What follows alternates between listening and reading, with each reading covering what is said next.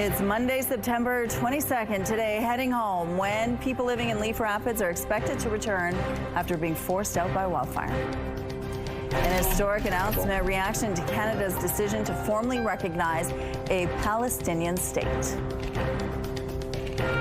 The Battle of Britain, the solemn milestone marked by Royal Canadian Air Force members across the country. Your Morning Winnipeg starts right now.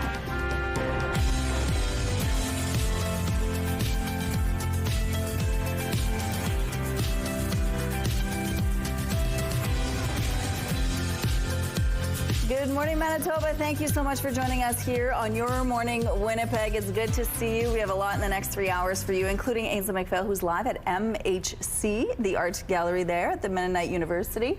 And we're going to talk a little bit more about the exhibit that's there right now. It's called Seeing, and we have the artist throughout the morning telling us exactly what inspired his vision. Oh, cool. Yeah, and then today's the first official day of fall, Terry. We're here. Autumn has arrived. Yes, and it's going to be beautiful.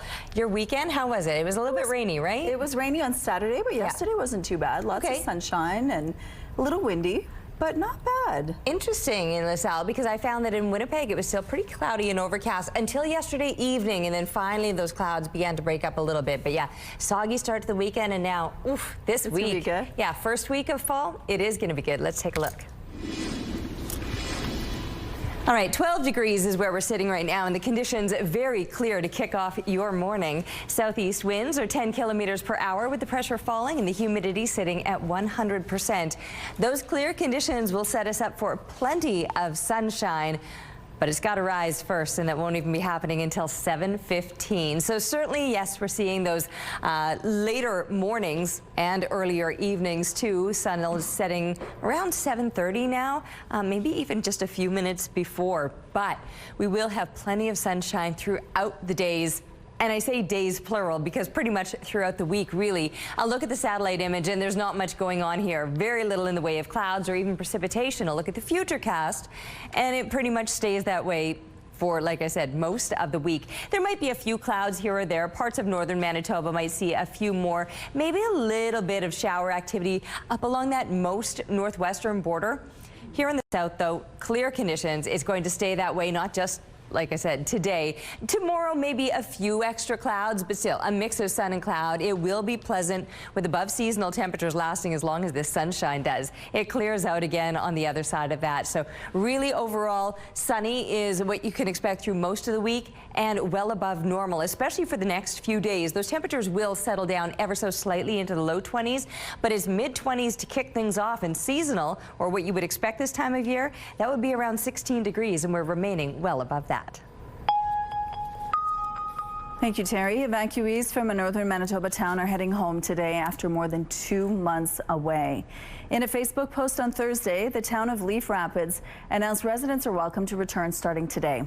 Those who have private transportation and can arrange their own return to Leaf Rapids are invited to do so anytime.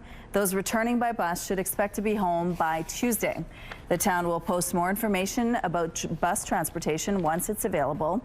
Once evacuees return to the community, they are asked to visit the town center to access support, including cleaning kits, mental health resources, and advice about spoiled food.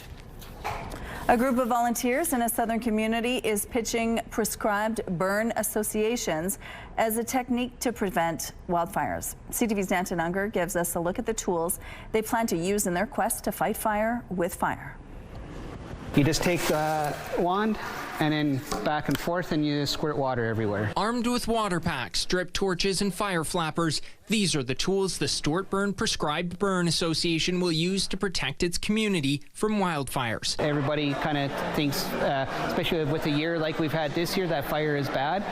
But the truth is, this land has always burnt, and it has burnt since the beginning of time. Bert Baumgartner is the president of the volunteer-based association, the only one of its kind in Manitoba. Its goal, to curb wildfires using carefully planned prescribed burns. All that grass, the sticks, branches, dead trees, we're burning that off in a controlled manner so that when Mother Nature does decide to have her own fire, there isn't that volume of fuel. The association, along with the rural municipality, recently received a $116,000 grant from Intact Insurance for equipment and training.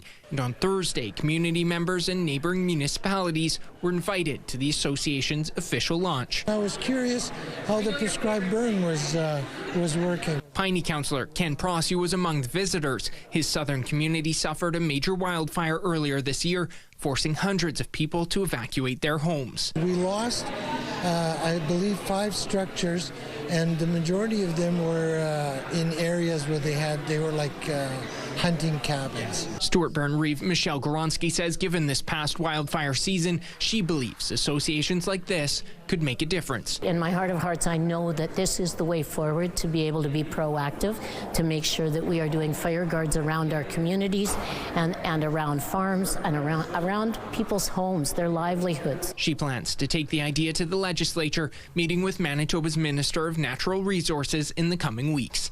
Danton Unger, CTV News, Stewart Burn. The federal government is launching public consultations on the Canada-US-Mexico Agreement, or CUSMA. It is preparing for a planned review of the trade agreement, with many industries pushing to be considered. A number of industries are looking at things like regulatory cooperation, aligning standards further. The softwood lumber industry will be likely very interested in protecting the dispute resolution mechanism under the trade agreement, where we can litigate through panels disputes that arise with respect to trade in softwood lumber and other industries. So that will be very important.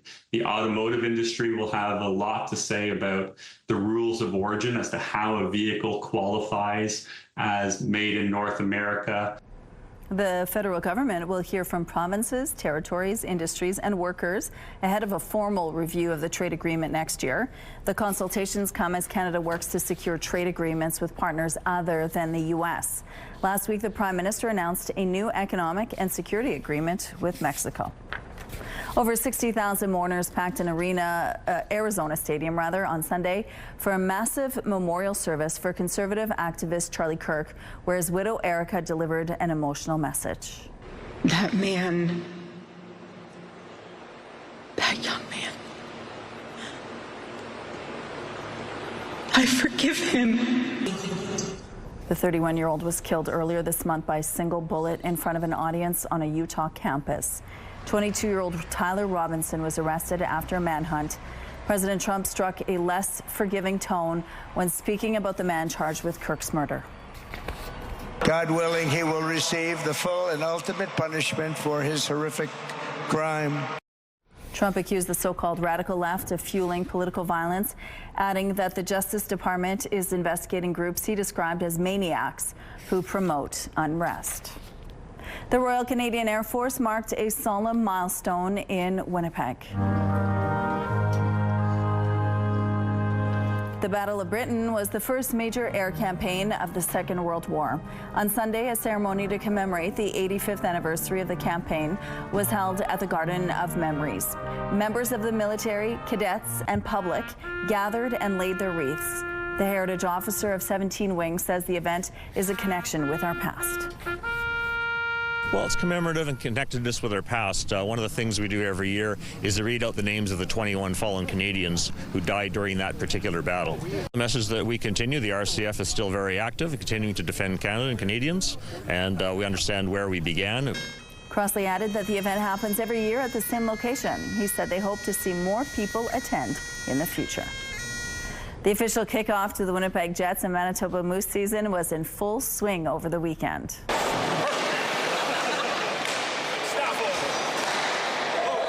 If you were anywhere near Hockey for All Centre on Saturday, you probably noticed the traffic. More than 5,000 fans packed the location. The free event featured open training camp sessions, Q&As with players and coaches, alumni autographs, and discounted merchandise. One fan at the scene said it's the most important day of the year and shared a heartfelt message to the team. I say just keep playing as hard as you've been playing. You have this entire city behind you guys, and we love you guys, and that'll never change, no matter the outcome. In preseason action Sunday, the Jets lost in overtime 3-2 against Minnesota. Winnipeg is back on the ice Tuesday for another preseason game. They face off against the Oilers at Canada Life Centre. Here's a look now what's going on in the Confusion Corner. It looks like a smooth drive in this part of the city so far this Monday morning. If you have any other traffic tips or updates to share, text them to us, please, at 10400. We're going to go to Ainsley McPhail now, who is showing us a brand new art exhibit. Good morning, Ainsley. Good morning, Rochelle. Good morning, Manitoba. I hope you had a splendid weekend. And if you're from Carmen, Manitoba, you might want to listen to this next story because Victor Clausen, who currently lives in Mexico, is showcasing his first Manitoba exhibit at the Mennonite Heritage Gallery. And look how stunning these pieces are. The exhibition is called Seeing. On October 4th, you yourself could have the opportunity to create your own works of art. Something that totally surprised me, though, Manitoba, was that these pieces weren't done with a paintbrush. We're going to talk to Victor about what seeing really means to him from a meditative perspective, but also from a creation perspective. I didn't do this one, Rochelle. You don't want to know what's in my brain. It wouldn't be as pretty. We'll talk to you guys soon. All right, it is a day that we're going to get to enjoy beautiful artwork, but also the beauty of nature. Look at my mom's absolutely thriving after all that rain over the weekend, and how much rain. Taking a look at my rain gauge. Look at this thing. That was is over 25 millimeters, so that was obviously for the entire weekend. Uh-oh. There's a little net in here to keep my mom's shaped properly. Oh, I shouldn't have done this on air. Oh, new flowers. Okay, well, we'll deal with that later. Anyway, taking a look at what we're waking up to this morning. Pretty clear conditions out here, but I noticed a dampness as soon as I stepped outside. We're probably going to see some fog developing. Certainly that humidity is right up there at 100%, but the winds are on the lighter side out of the southeast at 11 kilometers per hour.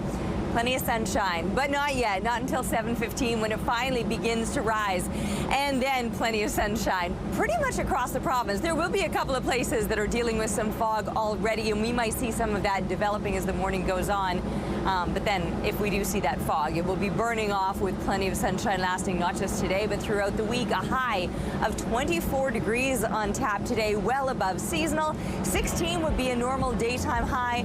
We're up into the mid-20s for the next few days. And toward the end of the week, we settle only into the low 20s, but well above seasonal as we look ahead right into the weekend. Taking a break, but we'll be back with more CTV Morning Live. Oh, no. Weather is brought to you by ABC Fire and Safety, your CO2 refill store. Good morning. It is 6:15. School divisions across Manitoba are facing a barrage of litigation. Dozens of former students have stepped forward alleging sexual and physical assault at a slew of schools across the province. And a warning to our viewers, some of the details may be disturbing. 27 civil suits have been filed against Manitoba school divisions in the past 6 months. Named as defendants are 14 different school divisions or boards. According to the statements of claim, the alleged assaults happened between 1960 and 2016 in over 20 schools throughout Manitoba within the divisions listed on your screen. The plaintiffs allege sexual and physical abuse by a number of employees, many of whom are named, including teachers, a teacher's assistant, a janitor, and principals.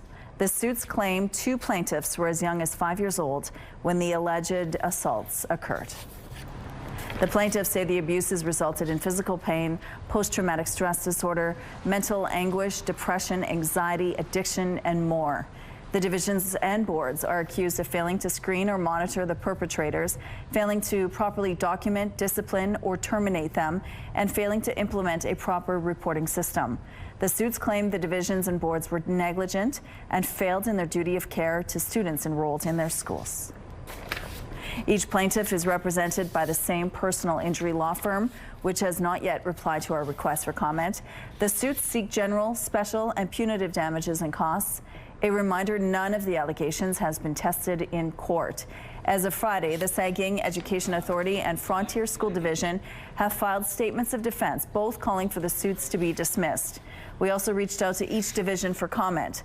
The majority have responded by our deadline. All declined to comment on matters that are before the courts. Our digital team has been tracking this story and has extensive coverage on our website, ctvnewswinnipeg.ca.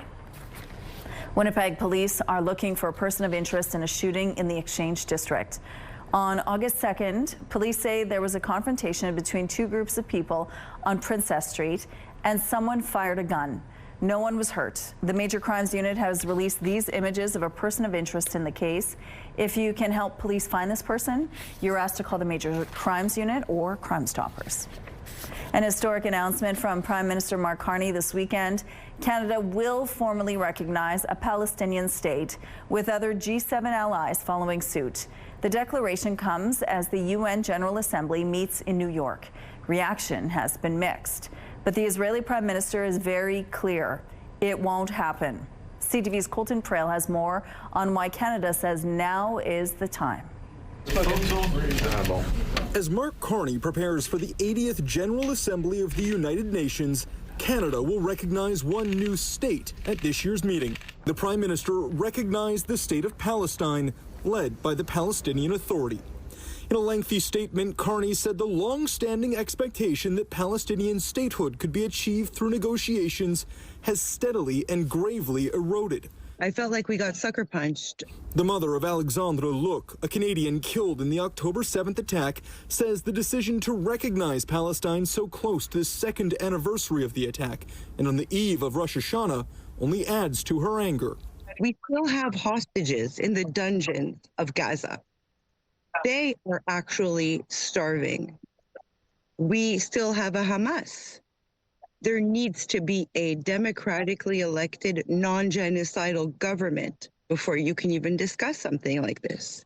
Carney blamed Hamas and what he called its violent rejection of Israel's right to exist for slowing the possibility of a two-state solution, but also pointed to the expansion of Israeli settlements in the West Bank, a vote passed by the Israeli parliament calling for the annexation of Gaza, and said Israel has contributed to a humanitarian disaster in the enclave. As long as the occupation continues and no one is forcing Israel to end the occupation, their statehood recognition, it doesn't really change anything in their daily lives. Israeli Prime Minister Benjamin Netanyahu repeated his assertion there will not be a Palestinian state, even as the United Kingdom and Australia joined Canada in recognizing Palestine, part of 10 countries, including France, who plan to do so this week. Government officials say while Canada now recognizes the state of Palestine, it still has a no-contact policy with Hamas, much like Canada's position on Afghanistan and the Taliban. Colton Prail, CTV News, New York. Hundreds took part in St. Thomas' annual Free the Spirit Festival on Saturday, even with the rain. Held at St. Thomas' location, the event featured a 2K walk, a 5K run, live music, food, and family-friendly activities. It was all in support of more than 5,000 Manitobans with developmental disabilities, autism, and brain injuries. Organizers say the fundraiser is key for services they offer. The funds that we raise here help people in all kinds of ways. They allow us to go beyond basic and essential services for people to providing a really good quality of life. It makes a difference between being able to provide, a therapeutic service and to have a fun environment for kids to really learn and develop and enjoy themselves. Adaman added that it is a gift to be part of this community, and he's thankful for everyone who adds love and compassion. Donations are still being accepted online. Some road closures to remind you about this morning. Portage Avenue is down to 2 lanes during rush hour from Sturgeon Road to David Street. 1 lane will remain open at all other times. Starting today, the northbound middle lane on Keewatin Street from Alexander to Gallagher will be closed for electrical work. If you have any other traffic tips or updates to share, text them to us, please, at 10400. Traffic is brought to you by Curtis Carpets, Manitoba's flooring experts. Looking now through the Bath Fitter Live Eye. Bath Fitter, your bath and shower experts for more than 40 years. Dark out there this morning. It's a new moon, or was last night. We're now, I suppose, in its waxing phase, but barely. So there's going to be no light from the moon and just no light from the sun yet either. 7:15 is when the sun begins to rise. We'll probably, with the clear conditions, start to see the day glow well in advance of that, but we're certainly not seeing it yet. As far as temperatures go, though, we are well above seasonal, with 4 degrees being a normal low. We're sitting at 12 right now in Winnipeg. Many of us are in the double digits. We do have a few single digits, like Sprague at 9. Brandon 7 degrees, and here through west central Manitoba, foggy conditions currently, and again some high single digits. Moving up into parts of northern Manitoba, double digits pretty much throughout, the exception being Gillam at 8 degrees, but it will be a well above seasonal day right up into northern Manitoba with a fair bit of sunshine as well. Nothing to see really at all on the satellite image. It is clear across the province, and that will set us up for plenty of sunshine throughout the day today.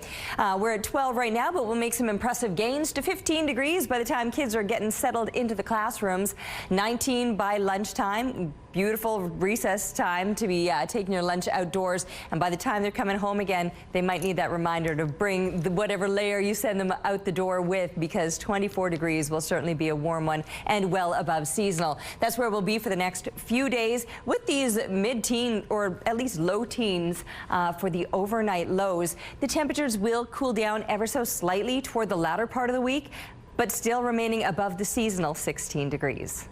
And our weather picture today, that's Lucky out there enjoying the view on the Nelson River. Thanks to Jeff for the photo. And keep them coming, please, to Winnipeg weather at ctv.ca. We're taking a break right now, but we'll be back with Your Morning Winnipeg.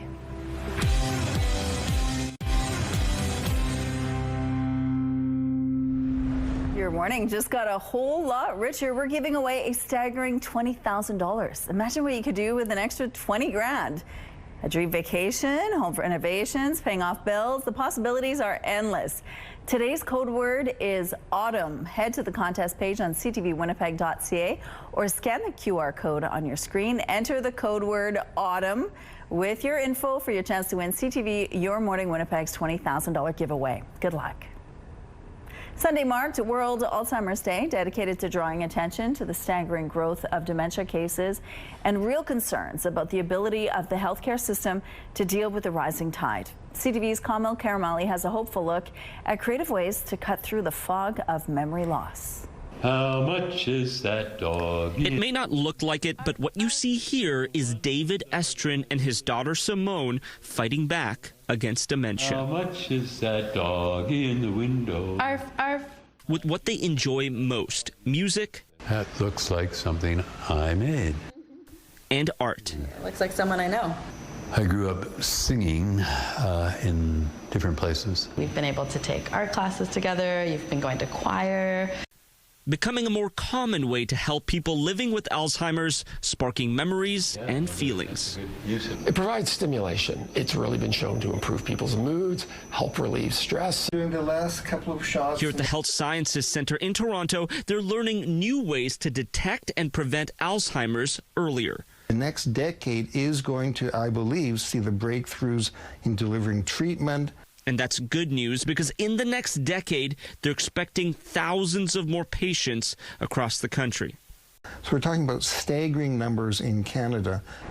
Right now, there's roughly 750,000 people in Canada with dementia. That's according to the Alzheimer's Society of Canada. By 2030, that's set to increase to nearly 1 million people. And by 2050, more than 1.7 million Canadians will have dementia.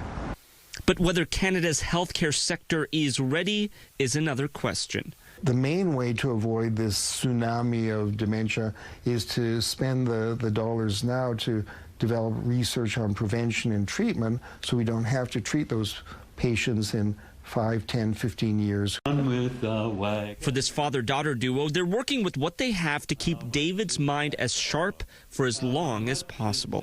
My dad gives me hope. I mean, seeing how you're handling everything. I do hope. And hopes treatment options can catch up. That was beautiful, Dad. To save him. Yeah. Kamil Karamali, CTV News, Toronto. Your Morning Winnipeg. Coffee is brought to you by Robin's Donuts, your favorite stop.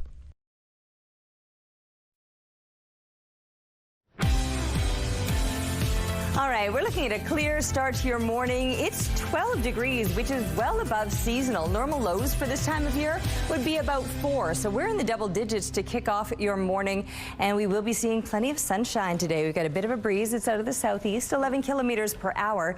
The pressure is falling and the humidity sitting at 100%. Now, I did notice that when I stepped outside onto the rooftop, that there's a dampness to the air, and I wouldn't be surprised if we see some fog developing. But according to the satellite image, there's not much going on. Very clear conditions to begin the day, and they'll likely last throughout the day. Mainly sunny, 24 degrees. That puts us well above seasonal. So it's not just our morning temperatures that are well above. We'll make some very impressive gains today, heading up into those mid-20s with a south wind on the lighter side and plenty of sunshine to really last throughout the week, because still mainly clear overnight. Winds staying light. Will drop down to 14 degrees, but I mentioned 4 is normal, so staying about 10 degrees above seasonal even the overnight hours, and a normal daytime high would be about 16. And again, tomorrow up around 24. The next few days, in fact, 24 degrees will be the average. And then we will settle down slightly into those low 20s. But again, above the seasonal 16 degrees, plenty of sunshine lasting all throughout the week. 2 elderly people were repeatedly assaulted by a stranger on Saturday. At 6:32 p.m., officers were called to the 300 block of Elgin Avenue after reports of a man running into traffic.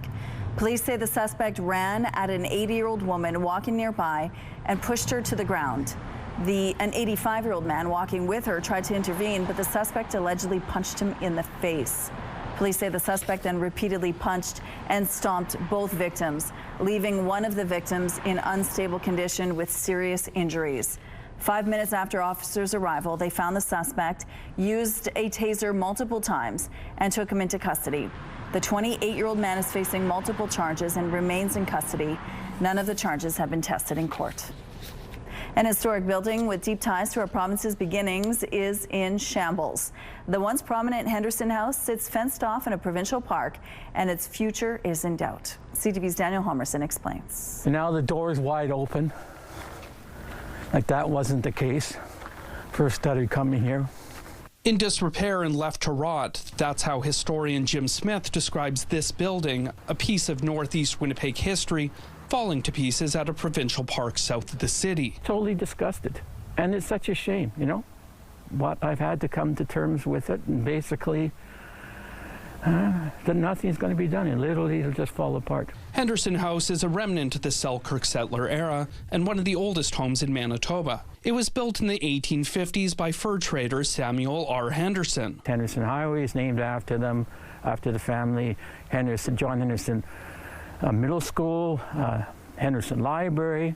The home stood at 2012 Henderson Highway until the late 1970s, when the owner at the time decided he wanted to demolish it. That's when the province stepped in and moved it to St. Norbert Heritage Park. It was moved here supposedly to be repaired, and then somehow moved back to the area. And this was in '79, and it's been 46 years since then. A 1979 news release states the province accepted responsibility for its restoration over time, but Jim Smith says very little work has been done to fix Henderson House. It doesn't matter whether it's been Conservative or NDP, neither one of them has done anything. It's just basically been neglected. In a statement, Mike Moyes, the minister responsible for parks, says, "We will work with the local historians, heritage experts, and the community to determine priorities and the best path forward for protecting our heritage." Smith still holds out hope Henderson House could be restored and eventually return to its rightful place in northeast Winnipeg. I'm hoping that sometime in the future, more and more people then will appreciate this stuff. But by that time, it may be too late. Daniel Halmerson, CTV News, St. Norbert. Alberta Premier Danielle Smith says she's not ruling out invoking the notwithstanding clause to protect her government's legislation concerning transgender youth. That we can make the case that we shouldn't be doing medical interventions on children that will sterilize them. It just seems so obvious to me that is the case, and that is ultimately what the courts will decide. So I'm prepared to go to court and battle that out. I think we need to. But if it turns out that the court process may take years and years and years to resolve, then we may have to take that measure. The legislation restricts youth access to puberty blockers, as well as requiring parental consent for name and pronoun changes at school. Transgender girls are also barred under the legislation from participating in female sports. Alberta's cabinet is expected to consider the proposal to invoke the notwithstanding clause on October 21st, shortly before the legislature reconvenes. A speed camera in the east end of Ottawa is the latest traffic monitoring device to be vandalized. Residents discovered this weekend that someone spray painted the lens of the camera. Several other cameras in the area were vandalized this summer. In Toronto, around 20 cameras were damaged this month. Ontario Premier Doug Ford has recently criticized the use of speed cameras, calling them a way of gouging taxpayers. Local residents are reportedly more divided, some saying the cameras are useful as a safety measure. President Trump name-dropped some prominent billionaires who could be involved in a possible TikTok acquisition. Larry Ellison's one of them. He's involved. He's a great guy. Michael Dell is involved. On Fox News Channel, Trump also said Rupert Murdoch could be a part of a potential deal. It's the latest twist in the saga that would keep the popular social media app running in the U.S. The White House is looking to find buyers for TikTok since security concerns have been raised about the app's Chinese ownership. Batman and Spider-Man have teamed up to fight the forces of evil, and they're battling it out right here in Winnipeg on the side of a building. These Lego superhero characters are part of a new mural by artist Rachel Lancaster. It's on the side of a building on Watt Street, and the theme works since one of the stores inside sells and trades Lego. In addition to the Lego characters, Lancaster says she worked in a tribute to another artist who often paints outdoors. Here's what's happening now on Portage Avenue. It looks like things are moving quite well starting off this Monday. If you see any problems out on the streets, please let us know. Text them to us at 10400. And here's a look now at your gas prices. The Canadian average stands at $1.36. The provincial average is lower at $1.30. In Winnipeg, the average is $1.29. And the lowest price in Winnipeg, $1.22. All this info is on gasbuddy.com. The Price at the Pump is brought to you by the Kidney Foundation. Help by donating your card today. Coming up, we're live at MHC Gallery at the Canadian Mennonite University. We're going to learn more about this exhibit. Stay with us.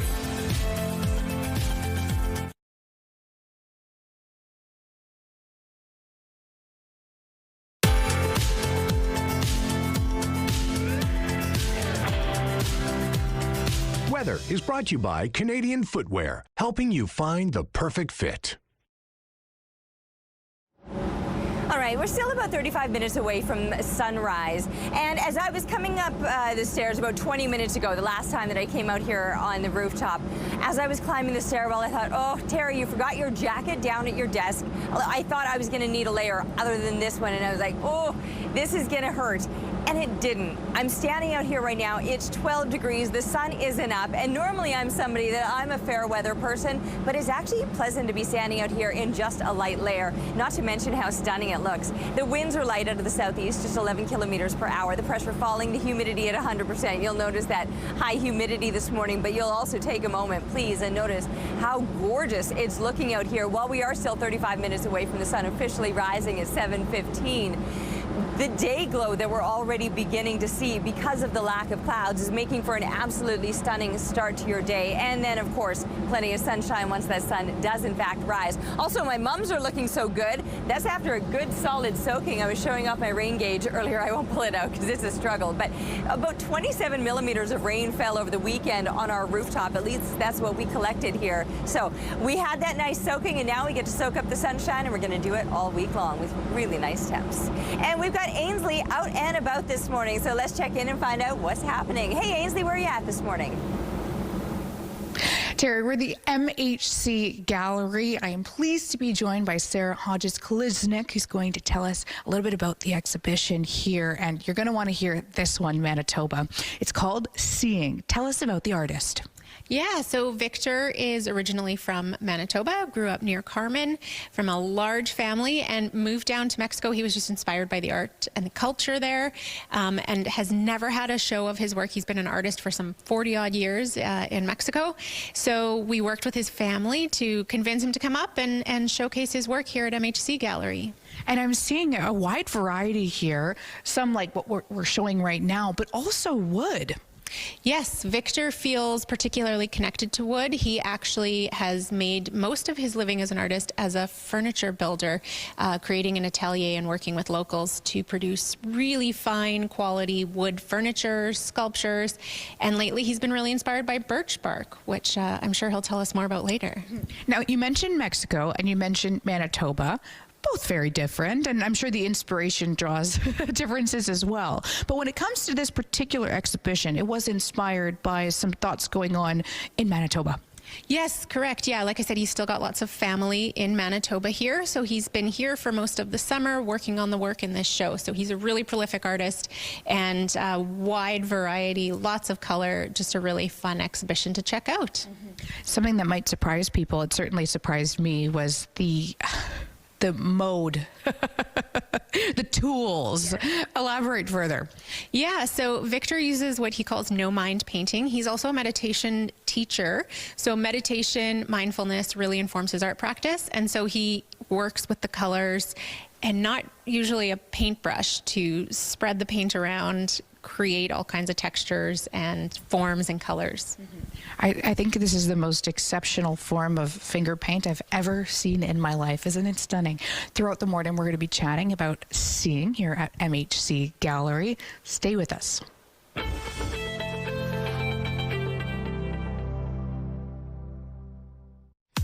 Looking at the early markets, the Dow Jones is down overnight. The Nasdaq and S&P index are also trending lower. The loonie is trading at 72.40 cents U.S.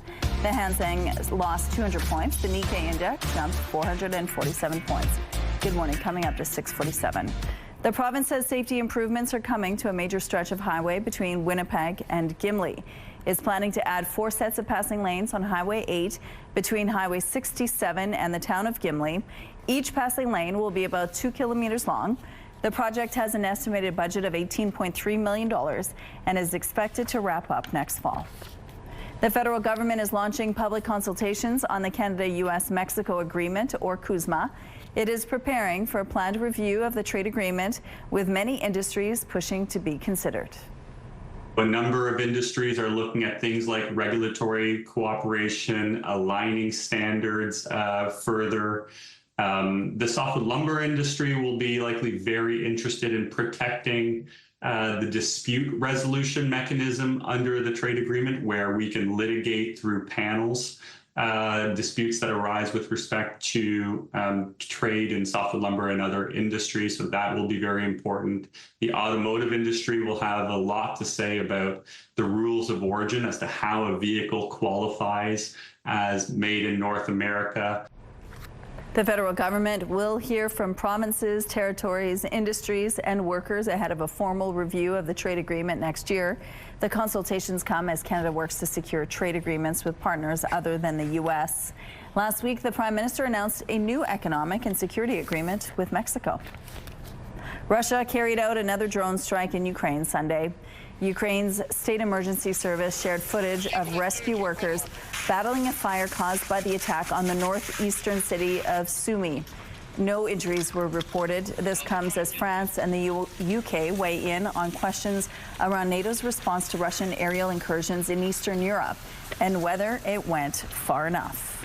I don't think NATO's holding back. We've sent a Typhoon and a Voyager to support NATO missions in the eastern flank.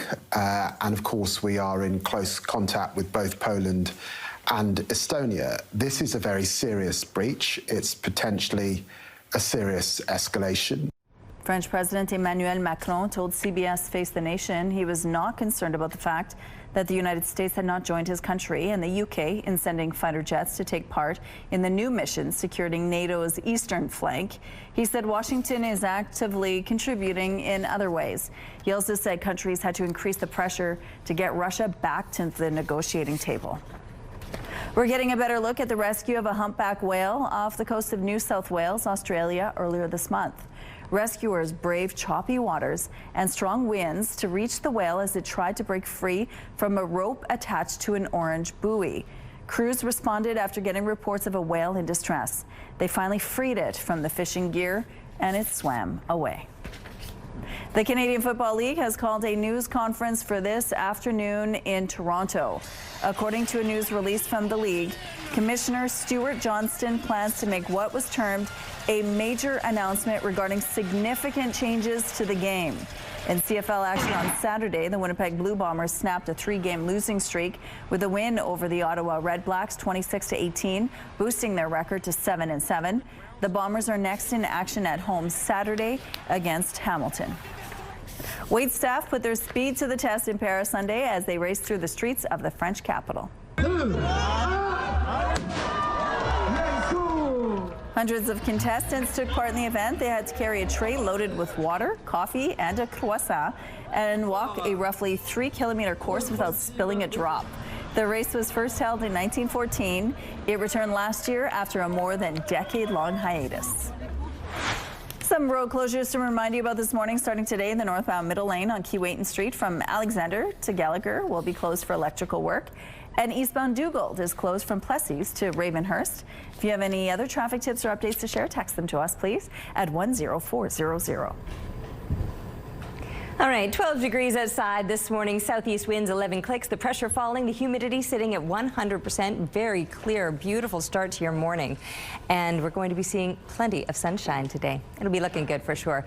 You know, I think I would do really well at that waiter challenge. I served tables for too long. Like, I could stack the plates all the way up my forearm. I feel like I would nail that. Anyway, back to the map right now. Not much to show you here. Honestly, it's going to be clear, sunny, gorgeous across the entire province today with well above seasonal temperatures. I'm talking 22 degrees, 21 degrees all throughout northeastern Manitoba. Just for a reference point, I'm talking like low teens, around 14 degrees or so. Those would be daytime highs, maybe even cooler than that, 13 degrees for some. So well above what you would expect for this time of year. About 15 degrees would be a seasonal high in places like Flin Flon and the Pas. And instead, high teens and even up into those low 20s. There may be a few extra clouds for some and possibly some scattered precipitation in around the Norway House area. Most places will just see the sunshine. Eventually, it's a foggy start here in west central Manitoba. But look where your temperatures are headed today. That's almost pushing up into the high 20s. Just for that reference, 16 is a seasonal high here across southern Manitoba. And again, well above that. Mainly sunny conditions expected. Once again, just reminding you that that is our fog icon. That's what Sprague is going to be experiencing today. And even places like Dryden, Fort Francis might be in for a foggy start, but then eventually some sunshine to take its place today and really bring the heat throughout the week well above seasonal. Mid-20s for the next few days, and then we settle, but still above what you would expect for this time of year. Thanks, Terry. Let's check in now on the crew at 103.1 Virgin Radio. Hi, guys. How are you? Good morning. We are well, and I know I said this last week, but I do love this whole new Your Morning thing. I love it. Thank you. But then also now I'm distracted. So I don't know. So pass this message along to Terry if Terry took out her headset, but mine is based on nothing. Terry's is based on her years as a server, but same thing with me. I saw that race and I'm like, oh my gosh, I'd be good at that. I'm basing it on nothing, but I don't know why. Anyway, I'm super into it. Yeah. Stack them from your hand to your shoulder, right? That's how you do it. Yeah. Well, you're talking to someone who worked at Chicken Chef for... No big thing. It's a big deal. For how long? Yes. 20 years. 20 years. That's right. That's right. That's a long time. So welcome to fall. One of the greatest things in the history of the world. Fall begins today. Reasons that you might not see coming why we love fall. I will go first. For me, fall means fishing. Fall fishing is literally one of my favorite things of all time. Mm-hmm. It's fishing season. Let's go. Nice. And if your baseball team makes it into the playoffs, fall is a very, very fun time. Go Jays, go. October baseball. Nice. I also really like going mushroom picking. So my mom and I like walking through the bush and we like picking mushrooms. And she's good at it. Number 1, bought a new leaf blower. Very excited to use it. This is news to us. Very excited. What? Number 2, it's chili cook-off season, and I judge every single one of them. He does. Starting this week, MPI. Oh, fun. This guy, no joke, the number 1 request he gets for hey, can you come host whatever? Like, he is literally the chili cook-off judge guy. Take it very seriously. It's awesome. Well, He's the chili cook-off king. Well, thanks, you guys. For me, my favorite time is the foliage, of course. It's the best to go for a walk and see the full His medley wife of just colors. learned the word foliage on the weekend. Oh, well, that's a good word. Thanks, you guys. Have a good week. It's a great word. Have a good one. Well, the global cocoa crisis has taken a big bite out of inventory from some ice cream shops. The shortage and higher prices are threatening to change at least one fan favorite at a small shop on PEI. CTV's Maria Saru has the scoop. A test batch hits the mixer at Holman's Ice Cream. The shop's go-to cocoa powder is no longer on the shelves, says owner Daniel Meister. So the race is on for new recipes. We wouldn't dare take chocolate ice cream out of the lineup. It's a very popular flavor. There are backup batches of the staple in the freezer, while the team hunts for the right replacement with a similar fat content and color. Alternatives exist, but sometimes at quadruple the original cost. So this is what we've been experimenting with right now. I think it's about $600 for a 20 kilogram bag of cocoa. That 20 kilograms will do 5 or 6 batches of ice cream. It makes a significant difference in our cost. The math matters even more for small businesses. Holman's already raised prices by $1 earlier this year. Cocoa costs have surged since late 2023 due to production challenges in Ghana and the Ivory Coast caused by climate change. Some companies have cut products altogether, says agriculture expert Sylvain Charlebois. They knew they couldn't sell some of these products at a higher price, essentially. So they stopped carrying some of these products. His advice is not to rely on a single source. Instead, businesses and manufacturers should have a few suppliers for important ingredients. Holman's has more than 100 handcrafted flavors in its repertoire, with 16 in daily rotation. Some will need tweaks. The triple chocolate still passes the taste test, and the team here at Holman's hopes its new recipes will be just as good. Maria Saru, CTV News, Summerside, Prince Edward Island. It's Monday, September 22nd. Today, evacuees return home after more than 2 months away. Leaf Rapids residents are finally heading back.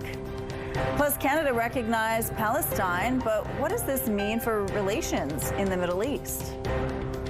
And Jets fans take off. Thousands pack training camp as hockey fever hits early. Your Morning Winnipeg starts right now.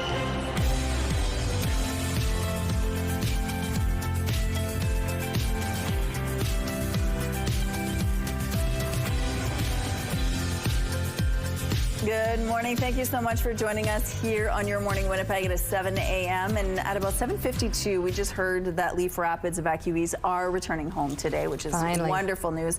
They've been out since July the 8th, and so they're finally going home today. We're going to hear from the general manager of the co-op in town and find out exactly when they went back to clean up their space and what they found when they got there and how they're ready for people to return home. So we're going to have that a little later. But first, the weather. It's the official first day of fall, Terry. Yes. So technically it arrives this afternoon at about 1:19, so these are our last hours of summer. But what a beautiful way to kind of like kick off, or I guess wrap up the summer season and kick off the start of fall, because Rochelle, it's going to be gorgeous. Let's take a look. All right, so 12 degrees. Look how much brighter it is out there. The sun isn't up yet. We're still about 15 minutes away from sunrise, but that lack of clouds certainly means we get to enjoy that day glow in all of its glory. Southeast winds 11 kilometers per hour. The pressure is falling and the humidity sitting at 100%. 12 degrees to begin the day is well above normal. Seasonal low temperatures would be about 4. So we're well above that. And as we continue on through the day, that sunshine that we're already seeing the glow of right now will throw a fair bit of heat our way, and we're in for really nice conditions. The satellite image doesn't have a whole lot going on anywhere, really. It's a clear day across the entire province. Futurecast will give us an idea of how things will play out over the next couple of days. And really, this is it. We're going to enjoy sunshine pretty much throughout. Maybe a few extra clouds through some parts of northern Manitoba. There could be a few speckled showers through there. I would think around Norway House there is the possibility of a bit of precipitation later today. But then otherwise, we're just soaking up the sunshine. After that solid soaking that we got over the weekend, my rain gauge up on the rooftop is showing about 27 millimeters of rain. But now you got all of that rain. Now we get the sunshine and the heat and gorgeous conditions to last all week long. You might have to water your mums again. That's the flowers that I've got up on my rooftop. You might need to take care of your own watering because over the rest of this week, we're not likely to see much in the way of precipitation. Very little even in the way of clouds, but they'll be showing up here or there at times. 24 degrees is where we're headed today with the temperatures, and 16 is a normal daytime high. So mid-20s for the next few days, and then toward the latter part of the week, we'll be dropping off somewhat, but still remaining above seasonal as we look ahead to the coming weekend. And our art today is thanks to Sola, 7 years old and did an incredible job here. Look at that sun shining, just like today's forecast. Thanks, Sola. And we'd love to see your art. Show us what you're working on, please. Draw, color, paint, take a picture of it, and email us to winnipegweather@ctv.ca. Winnipeg police are looking for a person of interest in a shooting in the Exchange District. It happened August 2nd on Princess Street. Police say there was a confrontation between two groups of people and someone fired a gun. No one was hurt. The Major Crimes Unit has released these images of a person of interest in the case. If you can help police find this person, you're asked to call the Major Crimes Unit or Crime Stoppers. Evacuees from a northern Manitoba town are heading home today after more than 2 months away. In a Facebook post on Thursday, the town of Leaf Rapids announced residents are welcome to return starting today. Those who have private transportation and can arrange their own return to Leaf Rapids are invited to do so anytime. Those returning by bus should expect it to be home by Tuesday. The town will post more information about bus transportation once it's available. Once evacuees return to the community, they're asked to visit the town center to access support, including cleaning kits, mental health resources, and advice about spoiled food. An historic announcement from Prime Minister Mark Carney this weekend. Canada will formally recognize a Palestinian state, with other G7 allies following suit. The declaration comes as the UN General Assembly meets in New York. Reaction has been mixed, but the Israeli Prime Minister is very clear. It won't happen. CTV's Colton Prail has more on why Canada says now is the time. As Mark Carney prepares for the 80th General Assembly of the United Nations, Canada will recognize one new state at this year's meeting. The Prime Minister recognized the state of Palestine, led by the Palestinian Authority. In a lengthy statement, Carney said the long-standing expectation that Palestinian statehood could be achieved through negotiations has steadily and gravely eroded. I felt like we got sucker punched. The mother of Alexandre Luc, a Canadian killed in the October 7th attack, says the decision to recognize Palestine so close to the second anniversary of the attack and on the eve of Rosh Hashanah only adds to her anger. We still have hostages in the dungeons of Gaza. They are actually starving. We still have a Hamas. There needs to be a democratically elected, non-genocidal government before you can even discuss something like this. Carney blamed Hamas and what he called its violent rejection of Israel's right to exist for slowing the possibility of a two-state solution, but also pointed to the expansion of Israeli settlements in the West Bank, a vote passed by the Israeli parliament calling for the annexation of Gaza, and said Israel has contributed to a humanitarian disaster in the enclave. As long as the occupation continues and no one is forcing Israel to end the occupation, their statehood recognition, it doesn't really change anything in their daily lives. Israeli Prime Minister Benjamin Netanyahu repeated his assertion there will not be a Palestinian state, even as the United Kingdom and Australia joined Canada in recognizing Palestine, part of 10 countries, including France, who plan to do so this week. Government officials say while Canada now recognizes the state of Palestine, it still has a no-contact policy with Hamas, much like Canada's position on Afghanistan and the Taliban. Colton Prales, CTV News, New York. Workers are on strike this morning at the Port of Montreal. 32 workers at Montreal Gateway terminals filed notice last Thursday, voting 96% in favor of a strike. Union officials say talks have stalled over subcontracting and wage issues. They say there is also no agreement on the minimum operational requirements for the terminal to run smoothly. Workers have been without a collective agreement since last December. U.S. President Donald Trump called conservative activist Charlie Kirk a great American hero during a memorial service in Arizona. He was a missionary with a noble spirit and a great, great purpose. He did not hate his opponents. He wanted the best for them. Trump was the headline speaker at the packed event at State Farm Stadium near Phoenix. Vice President J.D. Vance also spoke, praising Kirk's political legacy. And his wife, Erica, delivered a tearful speech saying she has forgiven her husband's alleged killer. Almost 100,000 people attended the 5-hour service, some spending hours in line to get in, even camping out the night before. The man accused of fatally shooting Charlie Kirk is facing the death penalty. Soon there will be a new way to travel between Italy and Austria. Construction crews have broken ground on a tunnel linking the two countries. The tunnel will eventually be part of a rail line running between North and South Europe. It's part of an EU drive to move trucks off roads and cut pollution. Construction is running just a little behind schedule. It's due to open in 2032, 16 years later than planned. A city park may soon be renamed in honor of a Nobel Prize-winning Winnipegger.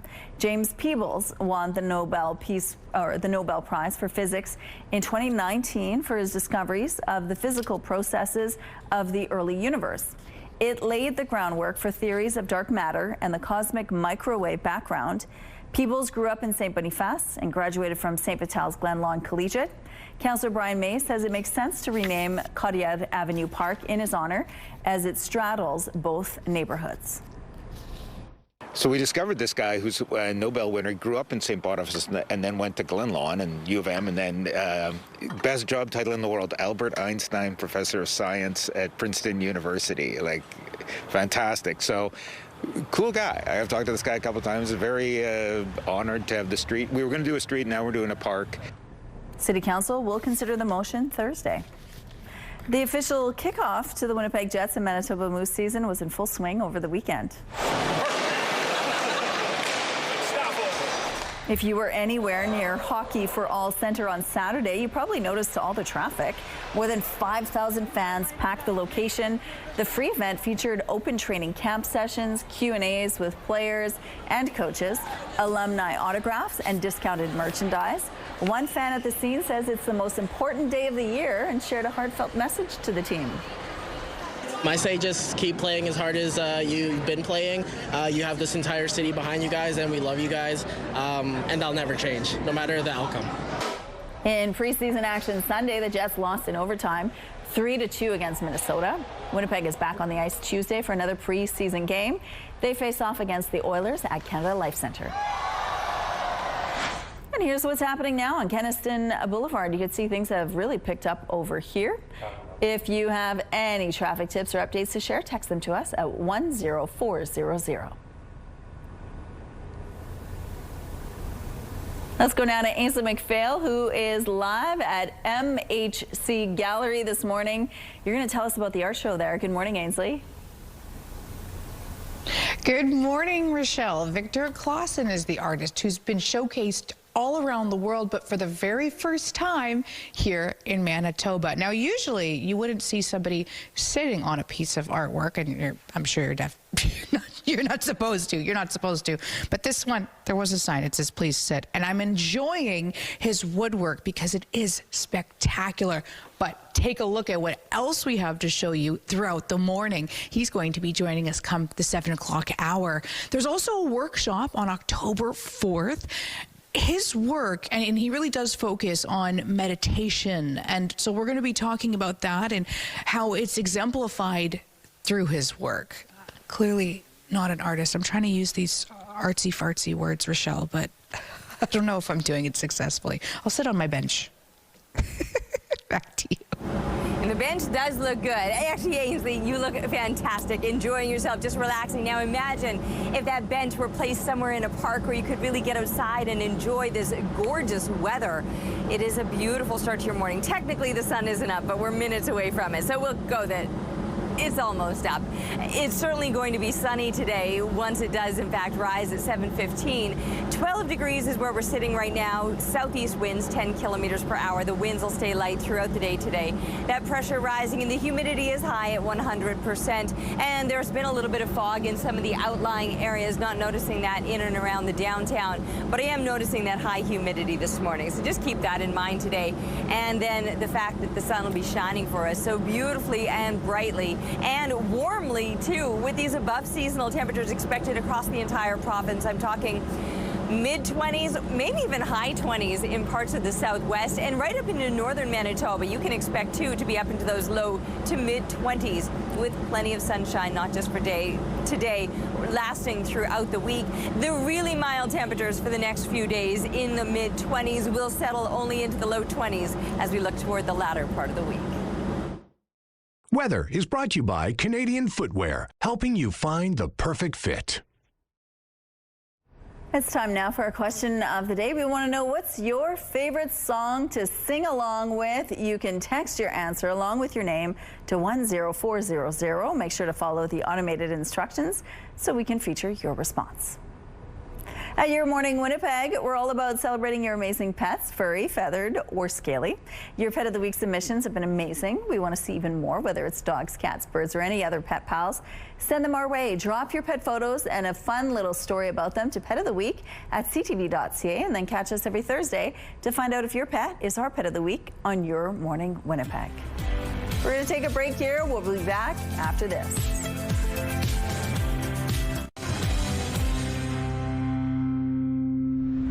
Good morning. It is 7:16. School divisions across Manitoba are facing a barrage of litigation. Dozens of former students have stepped forward alleging sexual and physical assault at a slew of schools across the province. And a warning to our viewers, some of the details may be disturbing. 27 civil suits have been filed against Manitoba school divisions in the past 6 months. Named as defendants are 14 different school divisions or boards. According to the statement of claim, the alleged assaults happened between 1960 and 2016 in over 20 schools throughout Manitoba within the divisions listed on your screen. The plaintiffs allege sexual and physical abuse by a number of employees, many of whom are named, including teachers, a teacher's assistant, a janitor, and principals. The suits claim 2 plaintiffs were as young as 5 years old when the alleged assaults occurred.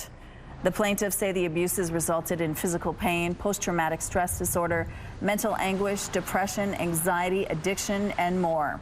The divisions and boards are accused of failing to screen or monitor the perpetrators, failing to properly document, discipline, or terminate them, and failing to implement a proper reporting system.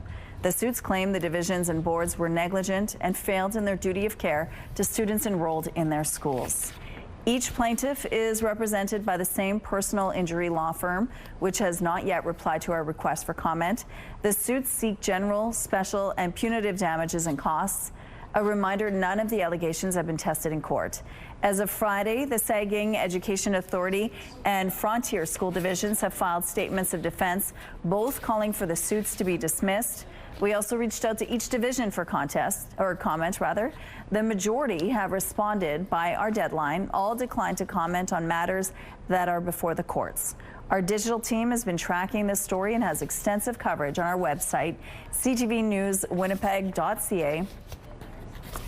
Team Canada is celebrating a second-place finish at the World Athletics Championships in Tokyo. Canada sprinted to a silver medal in the men's 4x100-meter relay. Despite the wet conditions, the foursome of Andre DeGrasse, Brendan Rodney, Jerome Blake, and Aaron Brown posted a season's best time. The U.S. took gold, and the Netherlands picked up bronze. Here's a look at what's happening now on McPhillip Street. Looks like a smooth drive here so far. Nothing to tell you about here. If you do see any problems out there, though, please let us know. Share them to us or with us at 10400. It's time now for some entertainment news. Taking a look at North American box office returns this weekend. The latest Demon Slayer movie held on to the top spot with $17.3 million US across North America. That put it ahead of football thriller Him from producer Jordan Peele, which brought in $13.5 million. The Conjuring Last Rites wasn't far behind with $13 million in ticket sales. Reports out of Hollywood suggest there's been a big response after Taylor Swift announced plans to bring her upcoming album release to the big screen. The pop star revealed last month that her album, The Life of a Showgirl, is on the way. It will be her 12th studio album and will include 12 tracks. On Friday, Swift announced she'll mark the October 3rd debut with a special cinematic release party. Audiences will get to see the world premiere of the album's lead single and behind-the-scenes footage of how The Life of a Showgirl came together. Based on pre-sales, Deadline reports the film could bring in up to $15 million US on its debut. The trailer for the new Tim Robinson comedy, The Chair Company, has finally dropped. Thank you for calling National Business Solutions, the #1 destination for office furniture. I witnessed a problem. I'm very sorry to hear that, sir. What was the problem? It's a big problem. I'm uncovering. The trailer doesn't give a lot away, but it seems like Tim's character, William Ronald Trosper, is going to be stuck in the middle of a conspiracy he may be trying to solve. There also seems to be a lot of comedic yelling, one of Robinson's trademarks. The Chair Company makes its debut October 12th on HBO Max and on Crave. Please put your hands. And settle in for a night of great entertainment starting at 7 with The Voice and Test Your Knowledge at 9 with The Weakest Link. It's all right here tonight on CTV. Imagine being known for your comedic yelling. I love that. All right, we're looking through the Bathfitter Live Eye. Bathfitter, your bath and shower experts for more than 40 years. It's a warm one out there. The sun is up. Ah! Just wondering if I have a new gig ahead of me, a new future. Ah! No, okay. Anyway, taking a look at these numbers, we are well above seasonal. Well above seasonal. So about 4 degrees, that would be a normal low temperature, and you can see all of us in either the high single digits or, for many of us, the double digits already, and it's just barely 7 a.m. Moving up into northern Manitoba and mid-teens right up into the Flin Flon area. Island Lake coming in at 14 degrees. Talk about mild temperatures and gorgeous conditions, because here's a look at the satellite image, and it is very clear. Plenty of sunshine is expected for us today, and it'll last not just throughout the day, but throughout the week. As we're sending kids off to school, or by the time they're getting to class, 15 degrees around 9 a.m. Lunchtime, even better, up to 19. We're already now well above daytime highs. Well, not well above daytime highs. The seasonal high would be about 16, but there you go. By the time they're coming home from school, well above seasonal. And the next few days, mid-20s expected with a fair bit of sunshine to last all week long. In fact, temperatures won't stay in the mid-20s. They'll drop into the low 20s for the latter part of the week, and that's where they're going to stay as we look ahead to the coming weekend. Beautiful day out at Nelson River. Lucky, just enjoying the view out there. Lucky, lucky. Yeah. Anyway, thanks to Jeff for the photo, and keep the pictures coming, please, to Winnipeg weather at ctv.ca. Your morning just got a whole lot richer. We're giving away a staggering $20,000. Imagine what you could do with an extra 20 grand. A dream vacation, home renovations, paying off bills. The possibilities are endless. Today's code word is autumn. Head to the contest page on ctvwinnipeg.ca or scan the QR code on your screen. Enter the code word autumn with your info for your chance to win CTV Your Morning Winnipeg's $20,000 giveaway. Good luck. A family in Alabama has made an incredible prehistoric discovery while taking part in one of their favorite pastimes. Every time we're on the river, we like to stop on the riverbank and take a break from fishing and walk around and see what we can find. Adam Coleman and his family spotted a cool but massive fossil in 2021 in the Alabama River. After about a year, they found the right person to check it out. A researcher from a state park learning campus and a team came together to excavate it. They realized it's an intact shell from a leatherback turtle dating back 32 million years. It's also from a never-before-discovered species and genus of leatherback turtles. So cool. 85 years ago, Canadian pilots joined Allied forces to defend Britain from Germany in a significant win early on in the Second World War. Sunday, Air Force troops across the country commemorated the Battle of Britain. CTV's Alison Bamford has more on how the fight is still guiding young pilots today.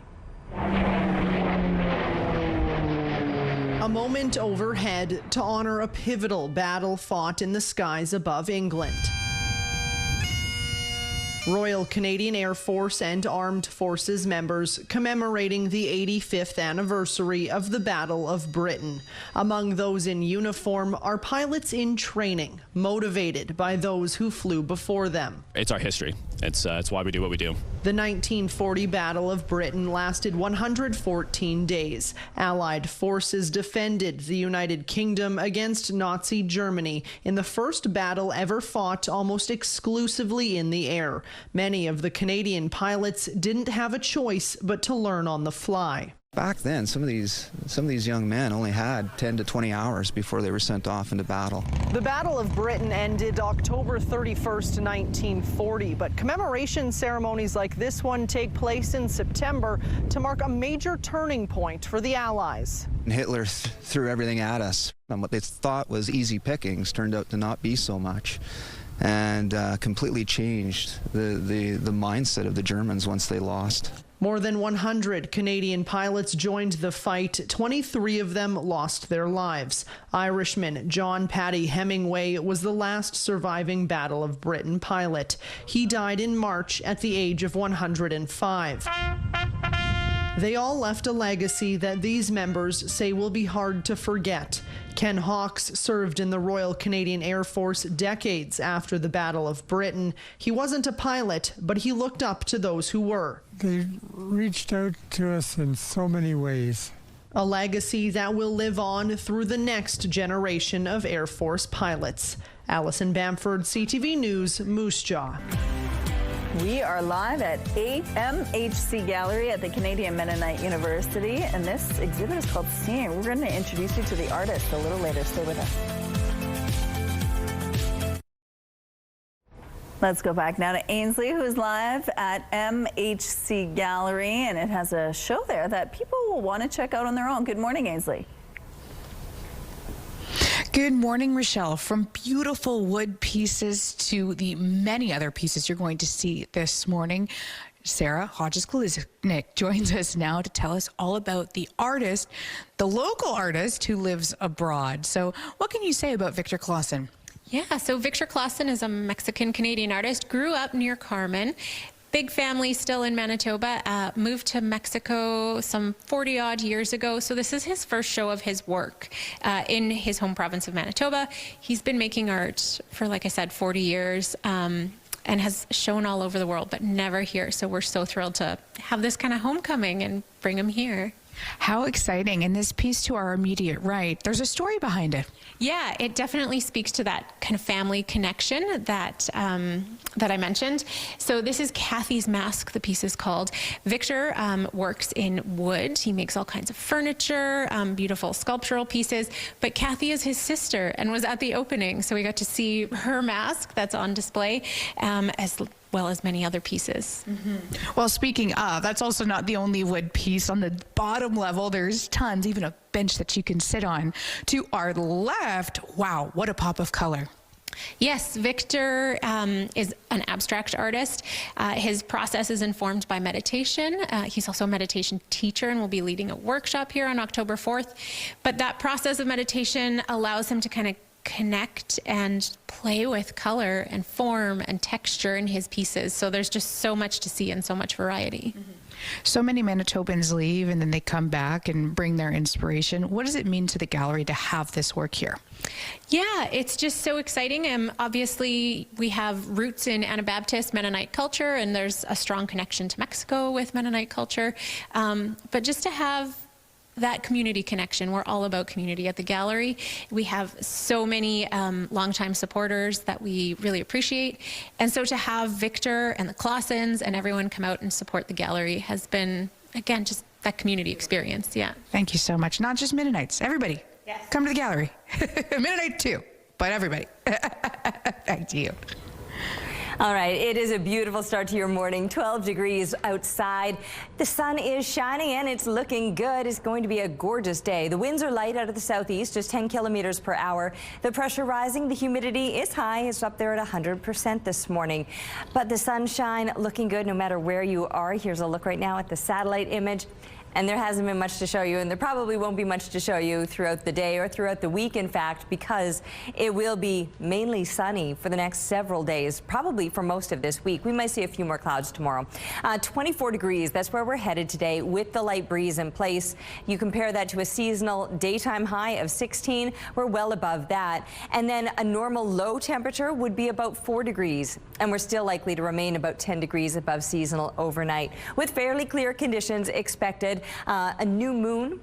Last night was the new moon, so now it's technically in its waxing phase, but just the skinniest sliver if you want to go out and do some stargazing. It'll be dark enough and clear enough that you can certainly do some of that. 24 again for tomorrow, well above seasonal for the first half of the week. Temperatures will settle down somewhat, but probably not until the latter part of the week. So Wednesday, we're still looking to be up into those mid-20s and then dropping into the low 20s. A fair bit of sunshine, if not mainly sunny, then a mix of sun and cloud, and those conditions lasting right into the coming weekend. Thank you, Terry. 2 elderly people were repeatedly assaulted by a stranger on Saturday. At 6:32 p.m., officers were called to the 300 block of Elgin Avenue after reports of a man running into traffic. Police say the suspect ran at an 80-year-old woman walking nearby and pushed her to the ground. An 85-year-old man walking with her tried to intervene, but the suspect allegedly punched him in the face. Police say the suspect then repeatedly punched and stomped both victims, leaving one of the victims in unstable condition with serious injuries. 5 minutes after officers' arrival, they found the suspect, used a taser multiple times, and took him into custody. The 28-year-old man is facing multiple charges and remains in custody. None of the charges have been tested in court. Nova Scotia RCMP say cadaver dogs have been brought in to search for 2 children reported missing more than 4 months ago. But the dogs, which are trained to pick up the scent of human remains, were not put to work over the weekend. 4-year-old Jack and 6-year-old Lily Sullivan disappeared from their home in Lansdowne Station on May 2nd. Police have already conducted multiple searches covering more than 8 square kilometers of wooded areas near the children's home.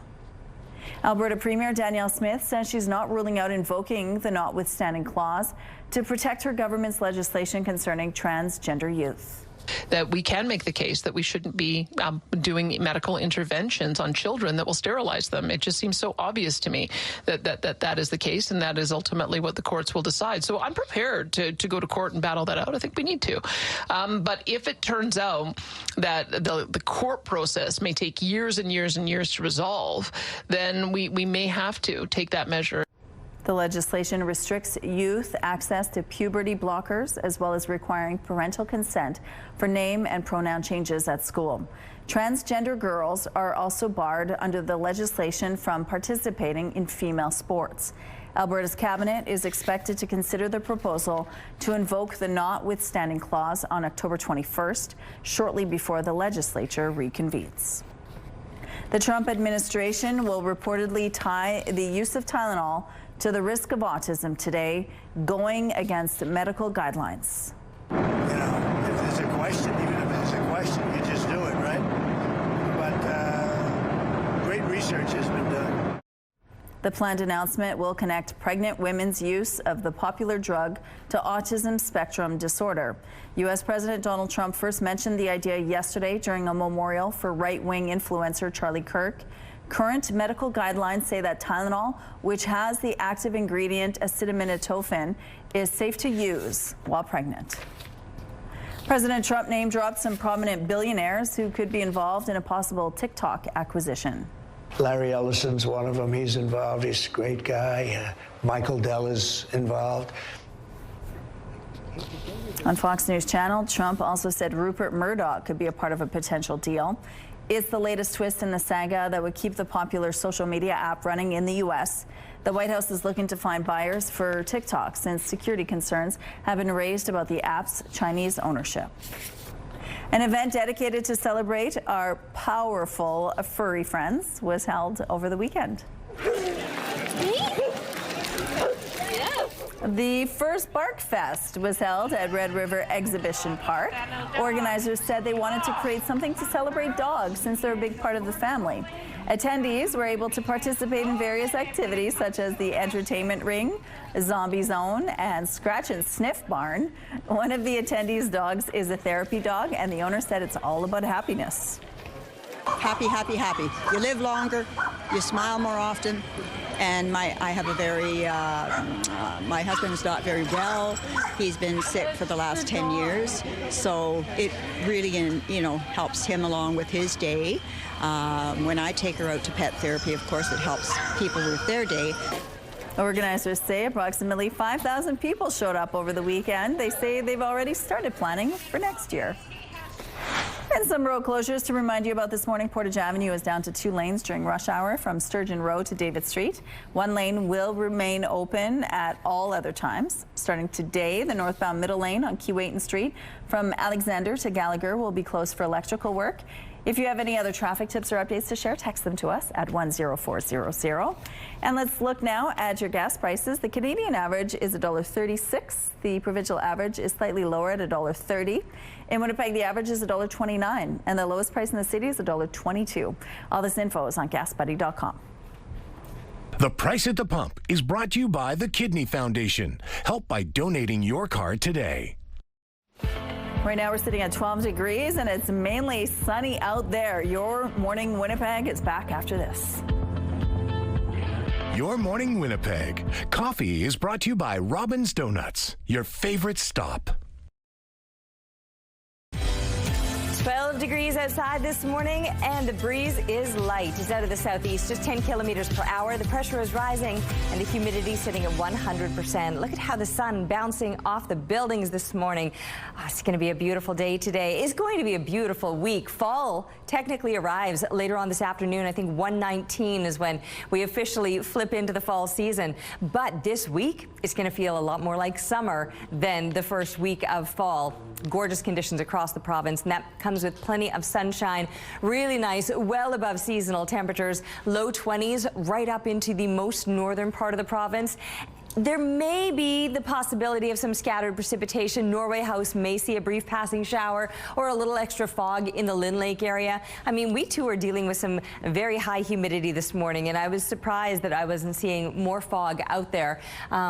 But look at these temperatures, mid to high 20s, even through parts of the southwest, southeastern Manitoba, more so into those low to mid 20s. But when you compare that to what is normal for this time of year, with 16 being a seasonal daytime high, we are going to be soaring well beyond that and staying there throughout the week. I'm just going to remind you again that the lines, that is our fog icon. Fort Frances and the Dryden area may experience some of that. 24 for the next few days, a very warm start to the week and to fall. And then we're going to see those temperatures settling, but only slightly into the low 20s as we continue on through the rest of the week and into the coming weekends.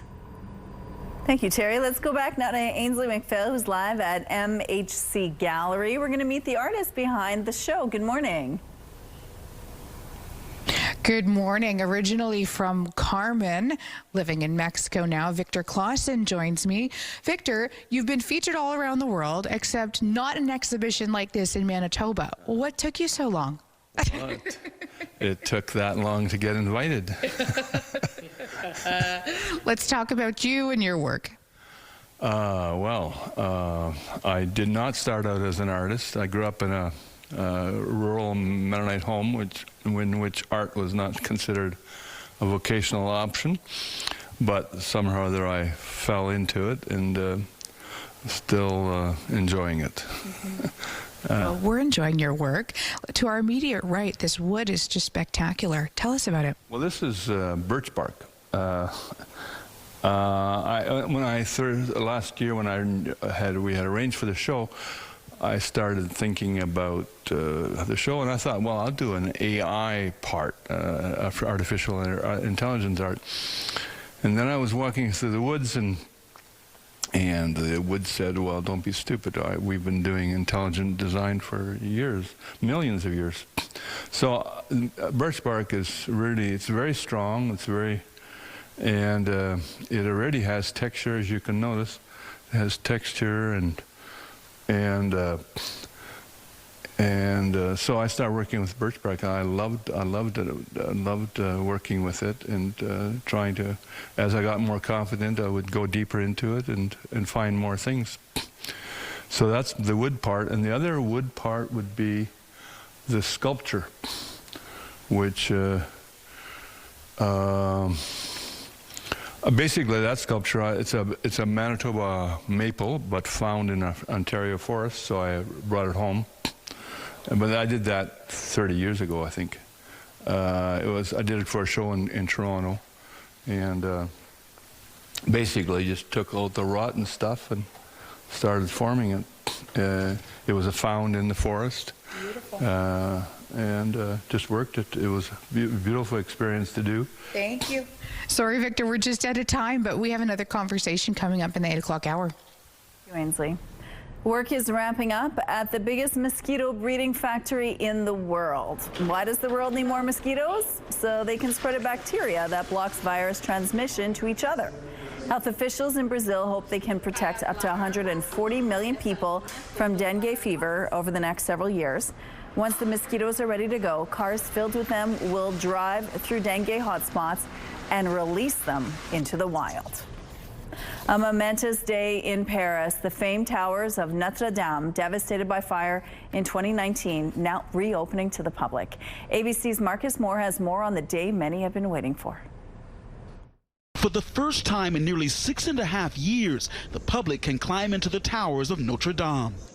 The world watched in April of 2019 as the famed cathedral burned, the spire crashing down, collapsing through the roof of the 800-year-old landmark. But Friday, French President Macron climbing to the top of the newly refurbished building to officially open the north and south towers. Stepping onto that roof and marking the end of the years-long effort to restore Notre Dame. The restoration includes an enhanced route for visitors who will now enter through the south tower and exit through the north. But first, you'll have to make the 45-minute journey to the top, where you can see the spire restoration and get a 360-degree view of Paris.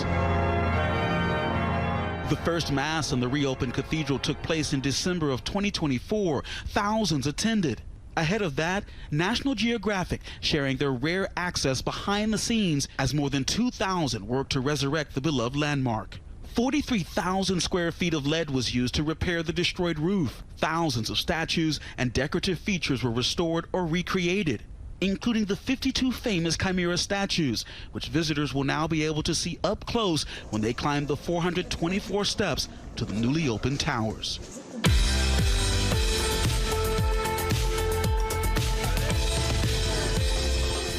Let's see who's celebrating a milestone today. Happy 90th birthday, Auntie Anne, from your friends and family and the gang at North 40 Ranch, and Buddy, of course. Happy birthday, Corey, with love from your wife and kids. Happy 28th birthday, Dion, from Mom, Dad, your brothers, sisters, and your nephews and niece. Happy 70th birthday, Deb, who's pictured with her great-grandson, with love from your sister and brother-in-law, Kat and Darren. Happy 20th birthday, Tristan. Love Mom, Dad, Jersey, Sydney, Hawk, Hannah, Baba, and Guido. Happy 70th birthday wishes to Gary from family in Manitoba and BC. And a happy 90th birthday to Doreen. Family and friends say we love you very much. To submit your milestone, visit our website, ctvnewswinnipeg.ca, and fill out the form at least 2 days in advance. It'll also enter you into our monthly contest for a chance to win a $100 gift certificate to Party Stuff. Milestones is brought to you by Party Stuff. 3 Winnipeg locations and at partystuff.ca. Weather is brought to you by Mr. Lube Plus Tires. Same-day oil and tire changes. All right, with fall arriving later this afternoon at 1:19, these are the last few hours of summer, and it will be a warm day for us with a high of 24 degrees when 16 degrees would be a seasonal daytime high. Now, last year we got up to 18.5. We are going to do better than that. We will not be breaking a record, though. That was set back in 1938.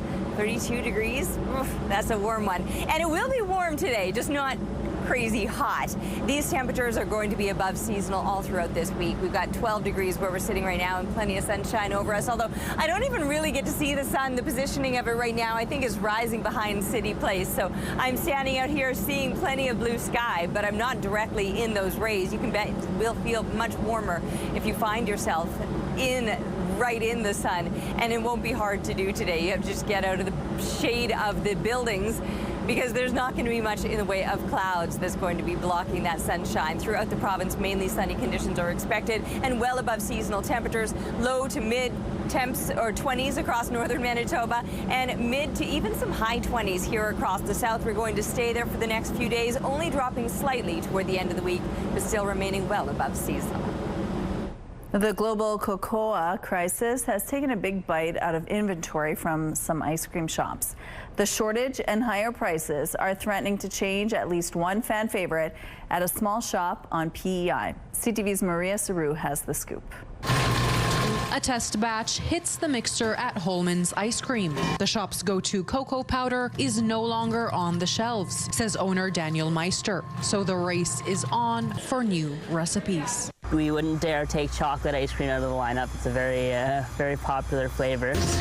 There are backup batches of the staple in the freezer, while the team hunts for the right replacement with a similar fat content and color. Alternatives exist, but sometimes at quadruple the original cost. So this is what we've been experimenting with right now. I think it's about $600 for a 20-kilogram bag of cocoa. That 20 kilograms will do 5 or 6 batches of ice cream. It makes a significant difference in our cost. The math matters even more for small businesses. Holman's already raised prices by $1 earlier this year.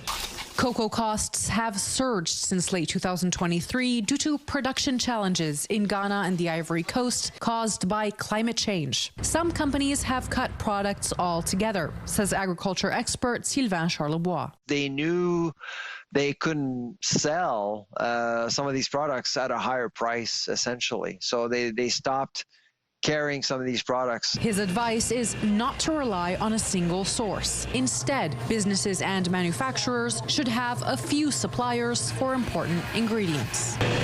Holman's has more than 100 handcrafted flavors in its repertoire, with 16 in daily rotation. Some will need tweaks. The triple chocolate still passes the taste test, and the team here at Holman's hopes its new recipes will be just as good. Maria Saru, CTV News, Summerside, Prince Edward Island. Conservative leader Pierre Poilievre took the long road back to the House of Commons this summer after losing the election and his seat last spring. But his political future is not guaranteed. CTV's Jeremy Chiron has more on Poilievre's next test. The honorable leader of the opposition. A highly anticipated return to the House of Commons this week. My mother taught me never to be late, so please forgive me for my late arrival to the session. But it took Pierre Poilievre a by-election win last month for him to get back here after he lost his seat in Carleton, a riding he'd held for 20 years as his party lost the election. Now the Conservative Party leader's next test is just months away. One more question, if you permit me, on another vote that you're going to face, and that's the leadership review in January. Do you have a magic number? No. I don't believe in magic. In a one-on-one interview on CTV's Question Period with Vashi Kapelos, Poilievre said there's no specific level of support he's looking to get from his party, even when pressed again. Do you have a number at which you think you need in order to remain as leader? I don't know. Why not? I'll be working to win over the people of the Conservative Party who will be there, and our message will be that I'm the leader that will bring forward the Canada that will restore the promise of the country. The Conservative Party's constitution requires a leadership review if a leader doesn't resign after an election loss. According to the latest data from Nanos Research, Poilievre's personal popularity is more than 20 points behind Prime Minister Mark Carney's. A leadership review is sort of like a family meeting, right? It's not the public's perception of Pierre Poilievre right now that we're worried about. It's the party's perception. But Conservative strategist Larissa Waller says there is no worry within the Conservative Party. So the family's actually pretty happy with the performance of the leader. Poilievre's leadership review will take place in January in Calgary, the home of his new riding. Welcome inside the Sports Center newsroom. Jermaine Franklin with your must-see moment from Sunday for we're heading to Queens, New York. Nationals visiting the Mets. Bottom five, Brett Beatty hits one to center. Jacob Young tracks it to the wall and makes the catch. Look at that, but he bobbles the ball. It comes out of his glove, and he hacky sacks it with his right foot to keep the ball in the air. Then he's able to make the grab with his glove for the unbelievable catch. Young showing off his soccer and baseball skills on that play. Incredible circus catch by the 26-year-old. That is your must-see moment from Sunday. Monday on TSN, you can see Monday Night Football when the Lions visit the Ravens. Pre-game coverage starts at 6 Eastern, 3 Pacific. That's all from the Sports Center newsroom. Have a great day.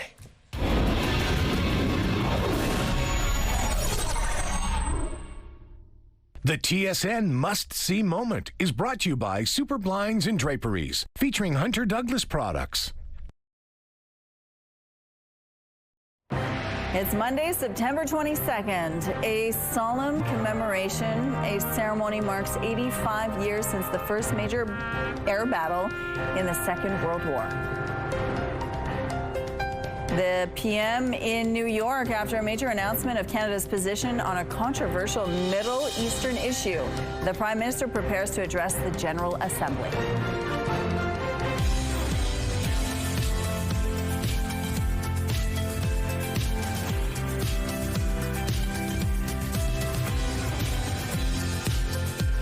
Good morning, Manitoba. It's 8 o'clock. Thank you so much for being with us here at Your Morning Winnipeg. We have a lot in the next hour for you, including if you like to sing, if you sing in the shower, or if you do so in the car. I sing everywhere. I know you do. Everywhere. I like to sing in the shower sometimes because you always sound good in the shower for some reason. Well, River City Sound. Water's filling your ears. Yeah, you're lying to yourself. Well, River City Sound, which is sort of like a barbershop quartet, they are looking for some new singers, and they're offering free singing classes. So we're going to tell you about that a little later. I thought my big break was going to come when I got scouted for my comedic screams that I did earlier on. Maybe I am meant to be in a barbershop quartet. Maybe. What about the weather? Do you want to sing outside today? Yeah, you probably do. You want to do everything outside, not just today, all week long. Let's take a look. Yeah, it's gorgeous out there. 12 degrees. That's where we're sitting right now with plenty of sunshine. It looks good. Southeast winds, they're just 10 kilometers per hour on the lighter side. The pressure is rising. The humidity is sitting at 100%. And that sun has been up since about 7:15, and now it's going to stay throughout the day, throughout the week. Gorgeous conditions and really nice temperatures too. Now, technically, fall arrives later on today, 119, but it's certainly not going to feel like fall with these summer-like temperatures sticking around. A look at the satellite image, and there's not much to show you, and there won't be probably throughout the week, because the futurecast, you'll see what I'm talking about, just how clear it is. Maybe a few clouds here or there. There's the possibility, I think it was around Norway House, where you might see some scattered precipitation, or you can see right along that most northern border. Otherwise, mainly sunny through southern, central Manitoba, and partly cloudy or mix of sun and cloud across northern Manitoba. We might start to see a few more clouds tomorrow, but through the morning and then clearing out into the afternoon. Really, these temperatures over the next several days will be well above seasonal, with 16 degrees being a normal daytime high. We'll be headed instead up into the mid-20s. That'll be till about Wednesday, and then later on into the week we're going to drop off slightly into the low 20s, but stay there into the weekend when 16 degrees is normal for this time of year. Our art today is thanks to Sola. She's a summer baby, and I thought it was kind of nice to put her art on the first day of fall. 7 years old, and that's what she did for us, and we would love to see whatever it is that you're working on. Showcase your art here on CTV on Your Morning Winnipeg. Email it to winnipegweather@ctv.ca. Police in Winnipeg say an ankle monitor alert from the Manitoba Justice Electronic Monitoring Program led to a man being charged with failing to comply with conditions of a release order, as well as shoplifting charges. Police say they were informed on Wednesday afternoon that a 45-year-old man on absolute curfew went to a store on Notre Dame Avenue, contrary to conditions of his release. They say they also learned he was a suspect in a September 5th shoplifting case on Regent Avenue West, where approximately $1,500 worth of merchandise was stolen. Police say he was held in custody. An historic announcement from Prime Minister Mark Carney over the weekend that Canada will recognize a Palestinian state. The change in political direction comes ahead of the UN General Assembly this week, the first time Carney will attend since becoming PM. On Sunday evening, he met with UN Secretary General Antonio Guterres in New York. Yes. We may invite you to sign our guest photo. The Prime Minister and the Secretary General discussed the situation in the Middle East. They emphasized the urgent need for an immediate ceasefire in Gaza, the release of all hostages, the protection of civilians, and the rapid scale-up of humanitarian relief. The Royal Canadian Air Force marked a solemn milestone in Winnipeg.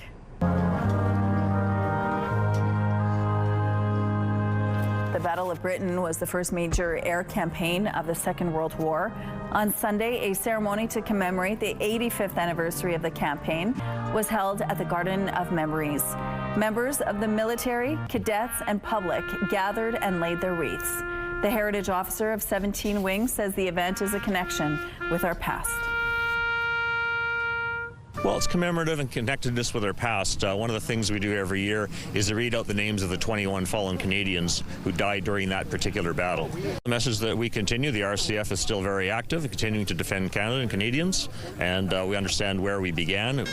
Crossley added that the event happens every year at the same location. He said they hope to see more people attend in the future.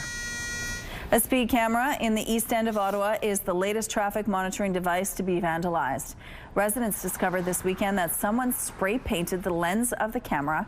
Several other cameras in the area were vandalized this summer. In Toronto, around 20 cameras were damaged this month. Ontario Premier Doug Ford has recently criticized the use of speed cameras, calling them a way of gouging taxpayers. Local residents are reportedly more divided, some saying the cameras are useful as a safety measure. Roger Davies is the fastest man on one big wheel and two small ones.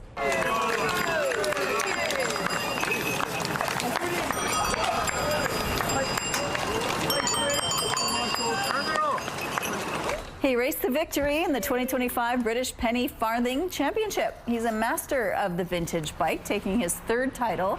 If you're wondering just how big a penny farthing is, it's 2.5 meters tall.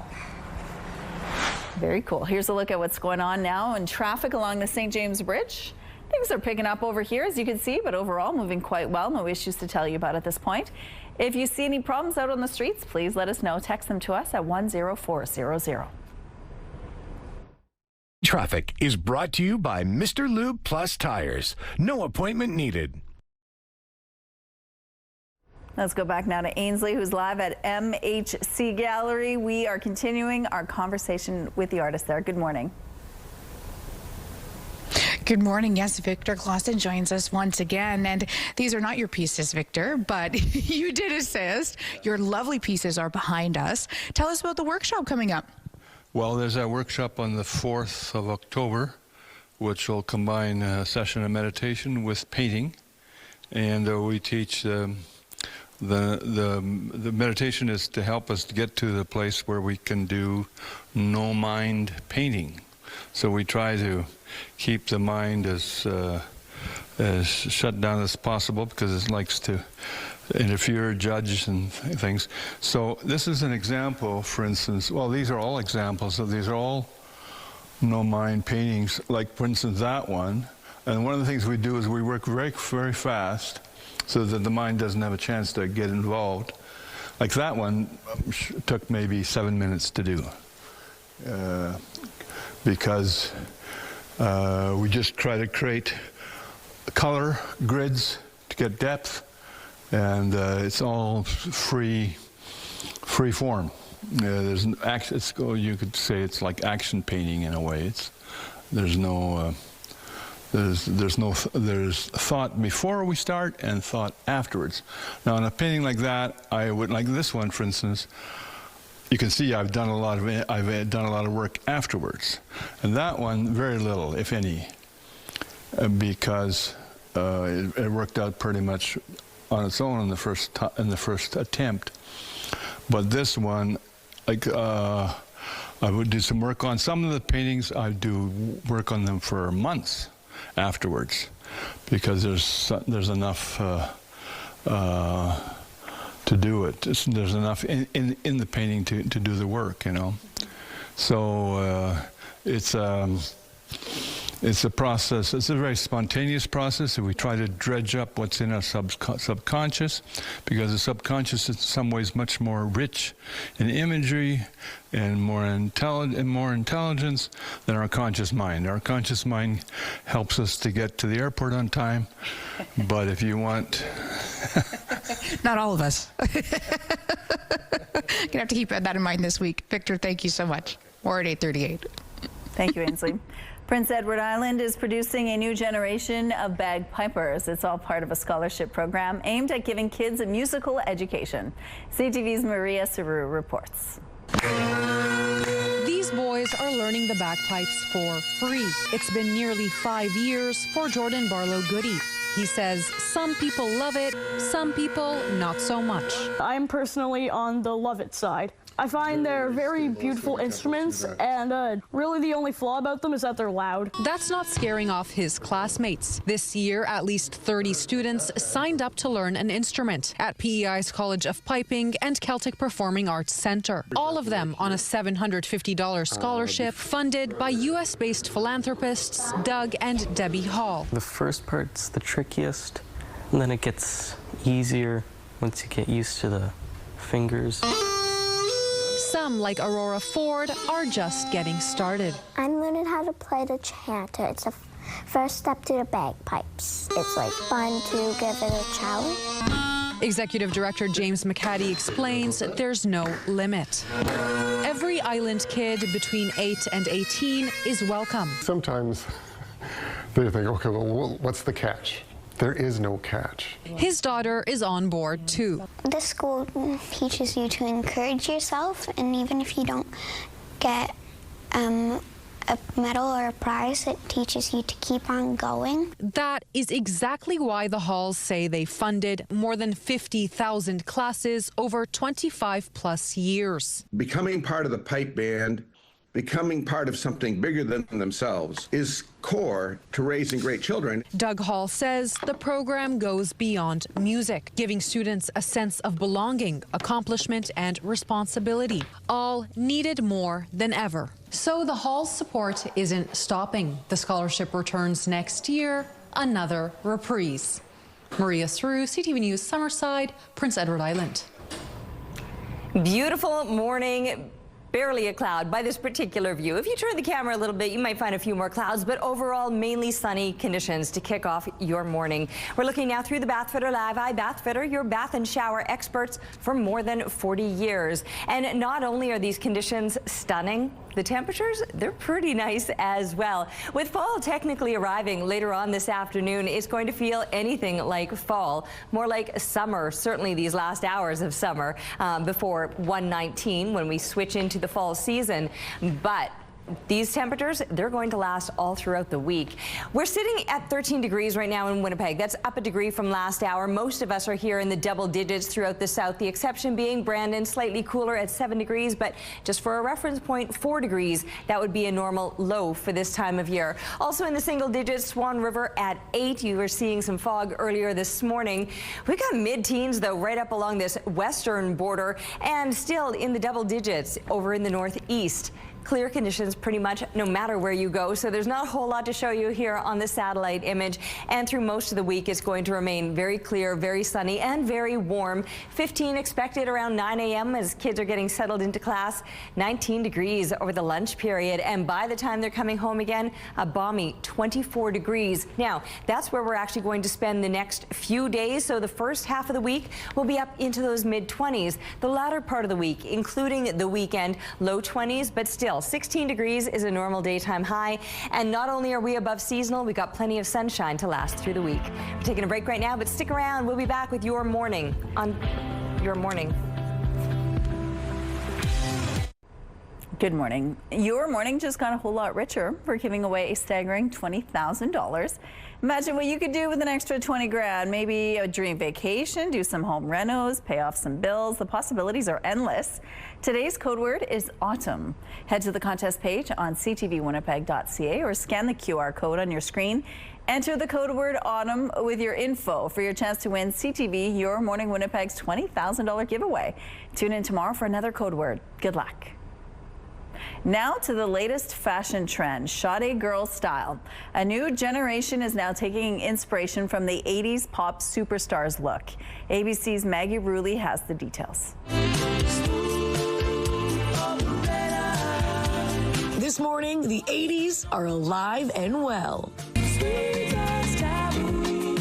Pop sensation Sade's minimalist and sleek look now inspiring a whole new generation. Once again, the girls are going wild for Sade. Dubbed Sade Girl all over social media.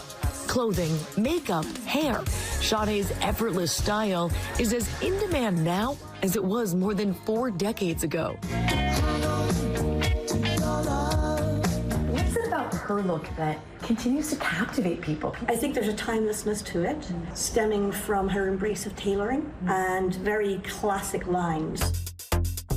Danielle Tom curated a new exhibit at London's Design Museum dedicated to the Blitz, a small London nightclub in the early 80s where Sade and the other Blitz kids were just starting off. All right, you ready to go back in time? Welcome to the Blitz. This is what the club would have looked like when it opened in February of 1979. It's here Sade would have been seen with Boy George, Spandau Ballet, and Bananarama. We were teenagers, we were dressed up, we were away from our parents. Designer Fiona Dealey went to St. Martin's School of Art with Sade and designed one of the singer's iconic black dresses. I designed very kind of minimalist, backless dresses, the first one being a black leather one, which is in the exhibition. We also got to see early designs from Sade. Designed 45 years ago, and I would wear those today. A style still inspiring no ordinary love from fans all over the world. Well, everybody likes to lower their energy bills, of course, and to help, Efficiency Manitoba is offering some instant rebates on some energy-efficient products. With more on the campaign, we're joined today by energy efficiency analyst Lauren Ratcliffe. Good morning. Nice to see you. Hi, thanks for having me. Well, this is a big program, this instant rebate campaign. Let's talk about what it's all about. Yeah, so the Instant Rebates campaign is one of our most popular initiatives because it's so easy to participate in. From now until November 13th, Manitobans can save on a variety of energy-efficient products from participating retailers. There's no paperwork involved, and the savings are applied directly at checkout. Easy. And it's a quick way to save energy and money at the same time. And who doesn't want to love to do that? Exactly. Well, let's get into some of the products because there's so many that apply to this program. So just walk us through some of the products that apply here. Yeah, so we have our biggest rebate, which is $50 off Energy Star smart thermostats, and they're an excellent way to save, and they give you more control over your home's heating and cooling and help you to lower your energy bills. Okay. And we also have $10 off WaterSense certified shower heads, which help you save water and energy while still delivering excellent performance. Great. Okay. And there are a number of other products too. Let's talk about some of those. Yeah, so we have a variety of $5 off handy products to help get your home winter ready. And the first one we have is a car plug timer, which ensures you're only using the power you need to warm up your vehicle. Smart. And we also have air sealing products like weather stripping and insulating film kits that help keep your home cozy and keeping those drafts out. We have a ton of weather stripping options to choose from, but they all do the same thing. They keep the cold air out and warm air in, so your furnace doesn't have to work so hard to maintain a comfortable temperature.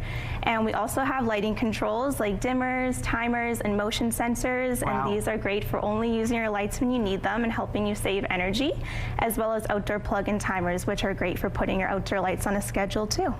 And you know, when you really stop to think about it, there are so many products where energy efficiency is really paramount, and we can really go a long way by using all these products and participating in the program and getting those rebates. So if folks want to learn more about the rebate program, where can they go for that? Yeah, so products are available at Costco, Home Depot, Canadian Tire, Best Buy Express, and McMahon & Yates, as well as participating Rona, Federated Co-op, and Home Harbor locations. So I will say that product selection does vary by retailer, so just make sure to look for the instant rebate sticker in store or visit our website at efficiencymb.ca/instant rebates for all the details and a full list of the participating retailers. And for any more information, where can folks go to find that? For more information, they can go to efficiencymb.ca/instant rebates, and just make sure to take advantage of this offer before November 13th. It's a great way to save now and keep on saving. Perfect. Lauren, thanks so much. Thank you. All right, beautiful out here this morning, and honestly, I was going to say, it's going to get better throughout the day or throughout the week, but this is pretty spectacular. Kicking off your morning with plenty of sunshine, and that's going to be the case across the entire province. We're sitting at 13 degrees right now. The winds are light out of the southeast. The pressure is it's rising now. The pressure is rising. Humidity is up there at 100%. And as far as the conditions go across the province, yes, beautiful sunny days ahead. And I say days plural because pretty much throughout the week we're not going to be seeing much in the way of precipitation or really anything other than sunshine. Maybe a few clouds here or there, but mainly sunny, taking us right through the week and into the weekend. Fall officially arrives this afternoon, but it'll feel anything like fall, more like summer with these temperatures on the rise up into the mid-20s today, when a seasonal daytime high would be about 16 degrees. So the next few days, 24 expected here in Winnipeg. Latter part of the week, we'll see those temperatures settling slightly, but into the low 20s as opposed to the seasonal 16. That's going to take us right on into the weekend with sunshine lasting throughout the entire week. And our weather picture was taken in the Nelson River area thanks to Jeff. That's lucky. The lucky pooch. Just getting to take in the scene. Love it. Keep the pictures coming, please, to Winnipeg Weather at CTV.ca.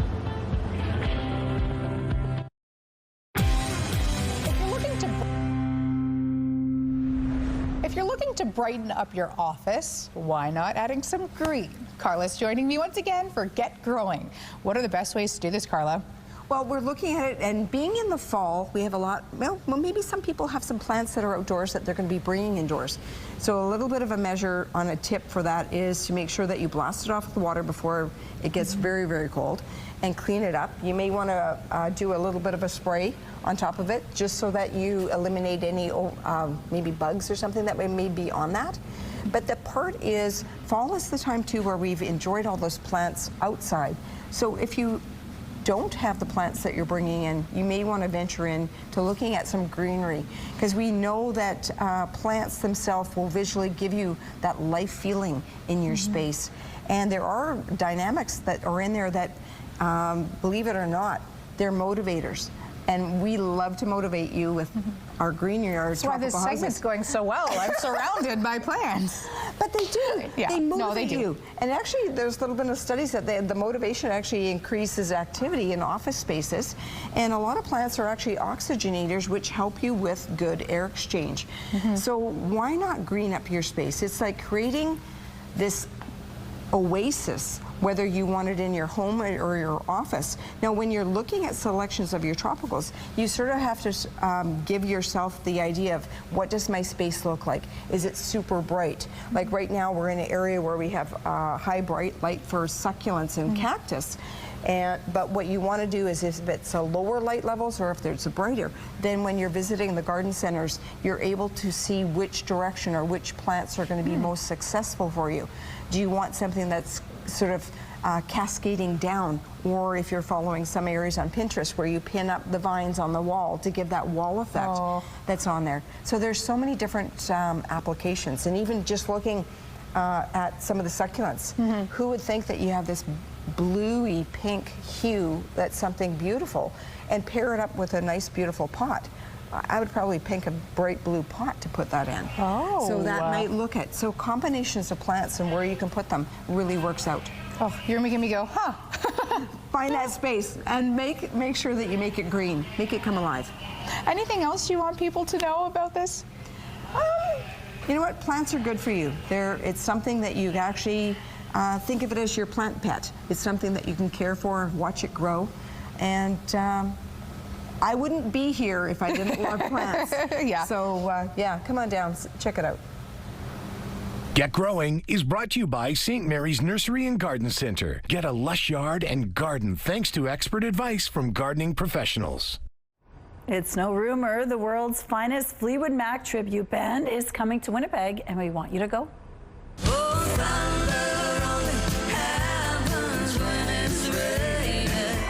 Rumors of Fleetwood Mac will hit the Burton Cummings Theatre stage on Saturday, October 18th, and you could be there. Your Morning Winnipeg is giving away a pair of tickets to the show. To enter, head to the contest page on our website, ctvnewswinnipeg.ca, and fill out the form. Good luck. Your Morning Winnipeg. Coffee is brought to you by Robin's Donuts, your favorite stop. It is a beautiful start to your morning. 13 degrees right now, plenty of sunshine. Very light winds out of the southeast, just 10 kilometers per hour. The pressure is rising. The humidity is sitting at 100%. That sunshine, everybody gets to enjoy it today. Beautiful change up from what was a pretty soggy weekend. My rain gauge up on the rooftop registered about 27 millimeters of rain. Of course, you remember it kind of began Friday, continued through Saturday. Sunday we didn't see as much, but we also didn't see much sunshine until much later into the day, and then finally the sky cleared. Well, that set us up for the sunshine that we're going to enjoy now throughout the day. Throughout the week, in fact, the conditions will remain quite clear. 24 degrees is where we're headed today. The winds will stay on the lighter side, mainly sunny conditions, and across the entire province, that's pretty much the case, with clear conditions still expected overnight, or at least mostly clear, maybe a few clouds here or there. Great night for stargazing, though, because that new moon last night is just the skinniest sliver for tonight. So very, very dark conditions if you want to head out and take a peek. 24 degrees for tomorrow. We might see a few extra clouds that'll eventually clear out. And these temperatures, they're going to stay above seasonal, even though they will settle slightly, dipping into the low 20s by about Thursday and staying there throughout the latter part of the week and into the weekend. But you can see the conditions are also remaining quite clear, with plenty of sunshine expected right into the weekend itself, when 16 degrees for a reference point would be a normal daytime high. Thank you, Terry. Evacuees from a northern Manitoba town are heading home today after more than 2 months away. In a Facebook post on Thursday, the town of Leaf Rapids announced residents are welcome to return starting today. Those who have private transportation and can arrange their own return to Leaf Rapids are invited to do so anytime. Once evacuees return to the community, they are asked to visit the town center to access support, including cleaning kits, mental health resources, and advice about spoiled food. Thousands of people have had to flee after a super typhoon hit the northern part of the Philippines.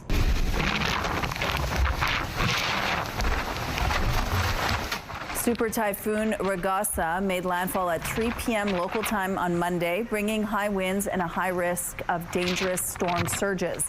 Equivalent to a Category 5 hurricane, the Super Typhoon has led authorities to shutter schools and government offices in large parts of the country. Ragasa will continue on towards Taiwan next, although it's not expected to hit the island directly. The Trump administration will reportedly tie the use of Tylenol to the risk of autism today, going against medical guidelines. You know, if there's a question, even if there's a question, you just do it, right? But great research has been done. The planned announcement will connect pregnant women's use of the popular drug to autism spectrum disorder. U.S. President Donald Trump first mentioned the idea yesterday during a memorial for right-wing influencer Charlie Kirk. Current medical guidelines say that Tylenol, which has the active ingredient acetaminophen, is safe to use while pregnant. President Trump name-dropped some prominent billionaires who could be involved in a possible TikTok acquisition. Larry Ellison's one of them. He's involved. He's a great guy. Michael Dell is involved. On Fox News Channel, Trump also said Rupert Murdoch could be a part of a potential deal. It's the latest twist in the saga that would keep the popular social media app running in the U.S. The White House is looking to find buyers for TikTok since security concerns have been raised about the app's Chinese ownership.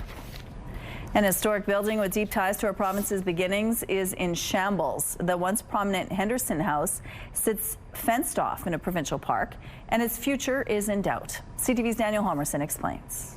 And now the door is wide open. Like that wasn't the case. First started coming here. In disrepair and left to rot, that's how historian Jim Smith describes this building, a piece of Northeast Winnipeg history, falling to pieces at a provincial park south of the city. Totally disgusted. And it's such a shame, you know, what I've had to come to terms with it, and basically that nothing's going to be done. And literally it'll just fall apart. Henderson House is a remnant of the Selkirk settler era and one of the oldest homes in Manitoba. It was built in the 1850s by fur trader Samuel R. Henderson. Henderson Highway is named after them, after the family. Henderson, John Henderson Middle School, Henderson Library. The home stood at 2012 Henderson Highway until the late 1970s when the owner at the time decided he wanted to demolish it.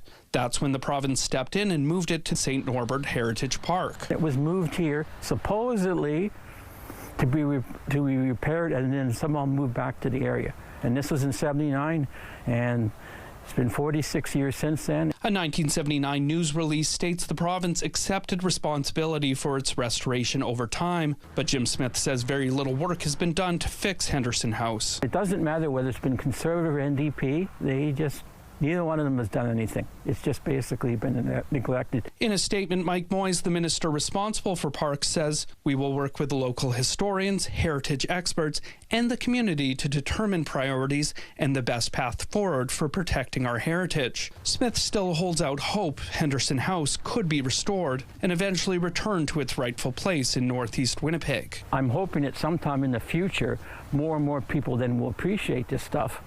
But by that time, it may be too late. Daniel Halmerson, CTV News, St. Norbert. Let's take a look now at what's going on in the current traffic situation along the St. James Bridge. Things are moving well here, as you could see, and traffic has picked up and slowed down even a little bit since this first started picking up. If you see any other problems on the street, text them to us, please, at 10400. And let's take a look now at your gas prices. The Canadian average is $1.36. The provincial average is lower at $1.30. In Winnipeg, the average is $1.29, and the lowest price in the city is $1.22. All this info is on gasbuddy.com. The Price at the Pump is brought to you by the Kidney Foundation. Help by donating your card today. For our question of the day, we wanted to know what's your favorite song to sing along with. Susan says Sweet Caroline. Yes, a lot of people can belt that tune. Pink Pony Club by Chapel Roan is a go-to for Auntie Nina. I love that song. Singing it is fun too. Marlene says Don't Do Me Like That by Tom Petty and any song from the Beatles. Thank you, Marlene. Jim says Thank God and Greyhound You're Gone by Roy Clark is a favorite. Blair says Come Sail Away by Styx. Walter says The Sound of Silence by Disturbed. Thank you so much for your responses today. Let's go back now to Ainsley. We've been looking at beautiful art throughout the morning. Ainsley, you're going to show us more. The MHC Gallery at the Canadian Mennonite University is where you can find it. Now, this story takes us from Carmen to Mexico and all the way back to Manitoba. Sarah's joining us once again to tell us about the artist Victor Clausen. Now, these pieces are beautiful. Tell us about their journey. Yes, so these pieces in particular were created this year for this exhibition, but Victor is a really prolific artist and I guess I would say a true creative. He just creates everywhere. So we actually have included in the exhibition a video that features his home in Mexico in Valle de Bravo. Which is a place where he teaches meditation workshops. It's a rental property as well, so people can find it on Airbnb. But it really showcases that everything Victor engages with, he has to add that artistic touch to. So bringing in elements of nature, water, the wood that he has worked with so prolifically through his whole career, all features prominently, and we've shown it in this video that we've included. Mm-hmm. And it's truly inspiring to see something like this translated locally. Others can take part too in a workshop coming up. Correct, yeah. So like I said, Victor teaches meditation Also, he's obviously a really great painter. So we've combined the two on October 4th with a meditation and painting workshop. It's a 3-hour workshop. The first half or so will be teaching meditation techniques, and then we'll move into what Victor calls no mind painting that is accessible to anyone. We even had kids stop by over the weekend and do the drop-in workshop. And it just helps you access your creativity, move past that inner critic, and have some fun with color and paint. Speaking of people popping by, this is such a splendid community here at the gallery. Tell us about what it means to be able to showcase a local individual and to have the community really rally behind it. Yeah, well, I think the fun thing is just to tell a story that as we were preparing for the exhibition, putting up posters and things, I had so many people come in and say, oh, Victor, I'm his cousin, I'm his sister, I'm his uncle, whatever it happens to be. So it just really has that small town Manitoba feel, no matter how far you travel and journey in life. Yeah. Beautiful. And yeah, you might want to take one of these pieces home with you after all. Head to a link on our website to see the whole collection. We've been here all morning long. Yeah, beautiful artwork or a beautiful day outside. We are surrounded by beauty. How lucky are we? The sun is up, it's shining bright, and it's looking absolutely gorgeous out here this morning. My mums, look at how good they're looking. Got a good soaking over the weekend. I'll show off my rain gauge because this is pretty impressive. It was about 27 millimeters of rain. See where the little floaty is right now and a couple of bugs inside. So yeah, that was over the weekend itself. I'm just going to dump that behind. We got a drain back there. The flowers don't need any more. Not now. You might need to water them later on into the week though, because Mother Nature is not going to be doing that. 13 degrees is where we're sitting right now. Temperatures are already well above seasonal. A normal low would be about 4, and we've been in the low teens, I was going to say, but double digits. I think it was about 12 degrees first thing this morning. The wind's staying light. The sun will just keep shining for us, and that's going to be the case throughout the next several days, right throughout the week and into the coming weekend. We'll enjoy sunny, dry conditions, which is why I say you're going to have to water your plants eventually. The first day of fall, that arrives later this afternoon at 1:19, but it's certainly not going to feel like fall.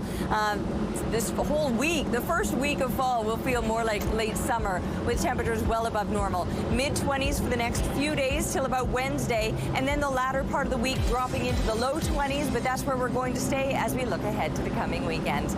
Taking a break right now, but we'll be Weather is brought to you by Blinds Are Beautiful. Our new Hunter Douglas showroom is at 900 Lorimer. Have a news tip? When you see news happening, let CTV News Winnipeg know. Text your tips, pictures, and videos to 10400. That's 10400. Message and data rates may apply.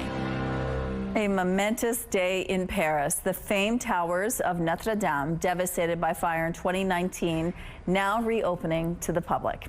ABC's Marcus Moore has more on the day many have been waiting for. For the first time in nearly 6.5 years, the public can climb into the towers of Notre Dame. The world watched in April of 2019 as the famed cathedral burned, the spire crashing down, collapsing through the roof of the 800-year-old landmark. But Friday, French President Macron climbing to the top of the newly refurbished building to officially open the north and south towers. Stepping onto that roof and marking the end of the years-long effort to restore Notre Dame. The restoration includes an enhanced route for visitors who will now enter through the south tower and exit through the north. But first, you'll have to make the 45-minute journey to the top, where you can see the spire restoration and get a 360-degree view of Paris. The first Mass in the reopened cathedral took place in December of 2024. Thousands attended. Ahead of that, National Geographic sharing their rare access behind the scenes as more than 2,000 worked to resurrect the beloved landmark. 43,000 square feet of lead was used to repair the destroyed roof. Thousands of statues and decorative features were restored or recreated, including the 52 famous Chimera statues, which visitors will now be able to see up close when they climb the 424 steps to the newly opened towers. If you love to sing in the shower or in the car, you might want to use your voice and join a barbershop-style group. River City Sound is an all-gender a cappella community chorus, and it's offering a free Learn to Sing Better program. Joining us now are 4 members of River City Sound. We have Andrea, we have Bonnie, we have Victor, and we have Dean Jenkinson. Good morning to all of you. Hi. Thank you so much for being with us. Thanks for having us. Tell us a little bit about the history. It's been around for more than 75 years. Yeah, it started as an all-male chorus, and it was that for many decades. And about 6 or 7 years ago, we became a mixed chorus. And now we have a lovely balance of sound between the men and the women. And we're always looking for new members. So every fall, we offer this Learn to Sing Better program. Come on down. We can't promise you'll learn to sing amazing. We don't sing amazing, but we sing better than we used to. So come on down and you'll learn a couple songs with us. We'll sort you into one of the 4 parts, Harry Potter style, but based on your vocal range. And then you'll learn the part of the song, and then we'll come together as a group and we'll learn the song as a whole group. And after 6 weeks, you'll be like, wow, I'm singing in barbershop style with a bunch of people. And that it's is amazing. so cool. Now, what is the one thing about your vocals, your singing ability that you have learned being part of this chorus? What have I learned? Find the pitch, find the right note. That's a big part of it, is if you find the right note and you can lock it in with the other people who have found their note, magic happens, and it's a wonderful thing to be part of. And singing as a group, what is that like? And sharing that with the public? It is a wonderful feeling to come together with other people and share music where it's just human voices and no instruments. It's a wonderful feeling, and I think it's the best part of a lot of our weeks is coming together and singing with other people. So if you're going crazy by yourself like I was before I joined the chorus, come and find some sanity singing with other people. Okay, so the Learn to Sing program, you're inviting everyone to attend? Anybody can stop by. There's no obligation. There's no obligation to stick around for all 6 weeks if it's not for you, but it lasts for 6 weeks, and we invite you to stay after those 6 weeks and keep coming out and become a regular part of our chorus if it moves you, and become a member if it moves you. And when you are doing it, you're going to learn something about other people as well as being a part of the community, right? And you'll get some vocal coaching. You'll get some coaching on what to do and not to do. We have 2 amazing conductors. One of them a Juno Award winner, so she knows what she's talking about. The other one also probably knows what he's talking about. And so, you know, just come out and don't feel like I'm not going to fit in. We have all kinds of people of all different talents and abilities, and we all lose ourselves in the anonymity of the group. So and you get to perform in front of a crowd, which is yeah, we have 2 shows every year. One of them is coming up, our Christmas show, November 29th. If you want to be part of that Christmas show and sing the songs that we're going to learn to Sing Better, you will have an opportunity to join us on stage. If you don't want to do that, don't do that. Come and check it out and be in the audience. Well, you're going to sing for us, River City Sound. Take it away. Ooh, pass me by one summer day, flash those big brown eyes my way, and oh, I wanted you forevermore. Now, baby, I'm not one that gets around, swear my feet stuck to the ground, and though I never did meet you before, I said, hello, Mary Lou. Goodbye, heart. Goodbye, heart. Sweet Mary Lou, I'm so in love with you. I'm in love with Mary. I knew Mary Lou. We'd never part. We'd never part. So hello, Mary Lou. Goodbye, heart. Goodbye, heart. I saw your lips, I heard your voice. Believe me, I just had no choice. White horses couldn't make me stay away. Thought about that moonlit night, arms around you good and tight. That's all I need to see for me to stay. Hey, hey, hello, Mary Lou. Goodbye, heart. Goodbye, heart. Sweet Mary Lou, I'm so in love with you. I'm in love with Mary. I knew Mary Lou. We'd never part. We'd never part. So hello, Mary Lou. Goodbye, heart. Goodbye, heart. Hello, Mary Lou. I'm in love with you, yes. Hello, Mary Lou. Goodbye, heart. Right from the start, I said hello, Mary Lou. Goodbye, heart. Oh, I I love it. I love it more than words can say. Honestly, my smile is so big right now. 15 degrees outside this morning. No, it's not. It's 13 degrees. We got ahead of ourselves a little bit. Southeast winds are 10 kilometers per hour. The pressure rising, the humidity at 100%. Maybe we just all got caught up in that singing. I wonder if the tryouts come with those sweaters, because like what an incentive that is too. Oh my goodness, looked like a lot of fun.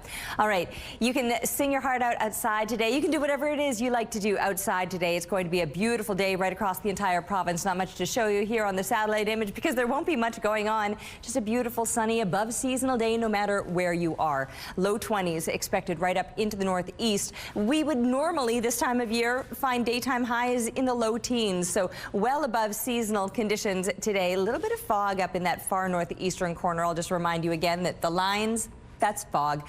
Norway House might see a brief bit of shower activity, but overall it is going to be fairly sunny or foggy in the Swan River area. But that fog will only last through the morning hours. That'll burn off, and then sunshine to enjoy throughout the rest of the day today. With fall arriving later on this afternoon, I'll remind you of that. 119 is the official flip to fall, and then the first week of fall, it's actually going to feel more like summer because these temperatures will remain well above seasonal. I'm talking mid-20s for the next few days, and then even though it settles down ever so slightly, still likely to be up into those low 20s with plenty of sunshine lasting into the week. We're taking a break right now. We'll be back with Your Morning Winnipeg.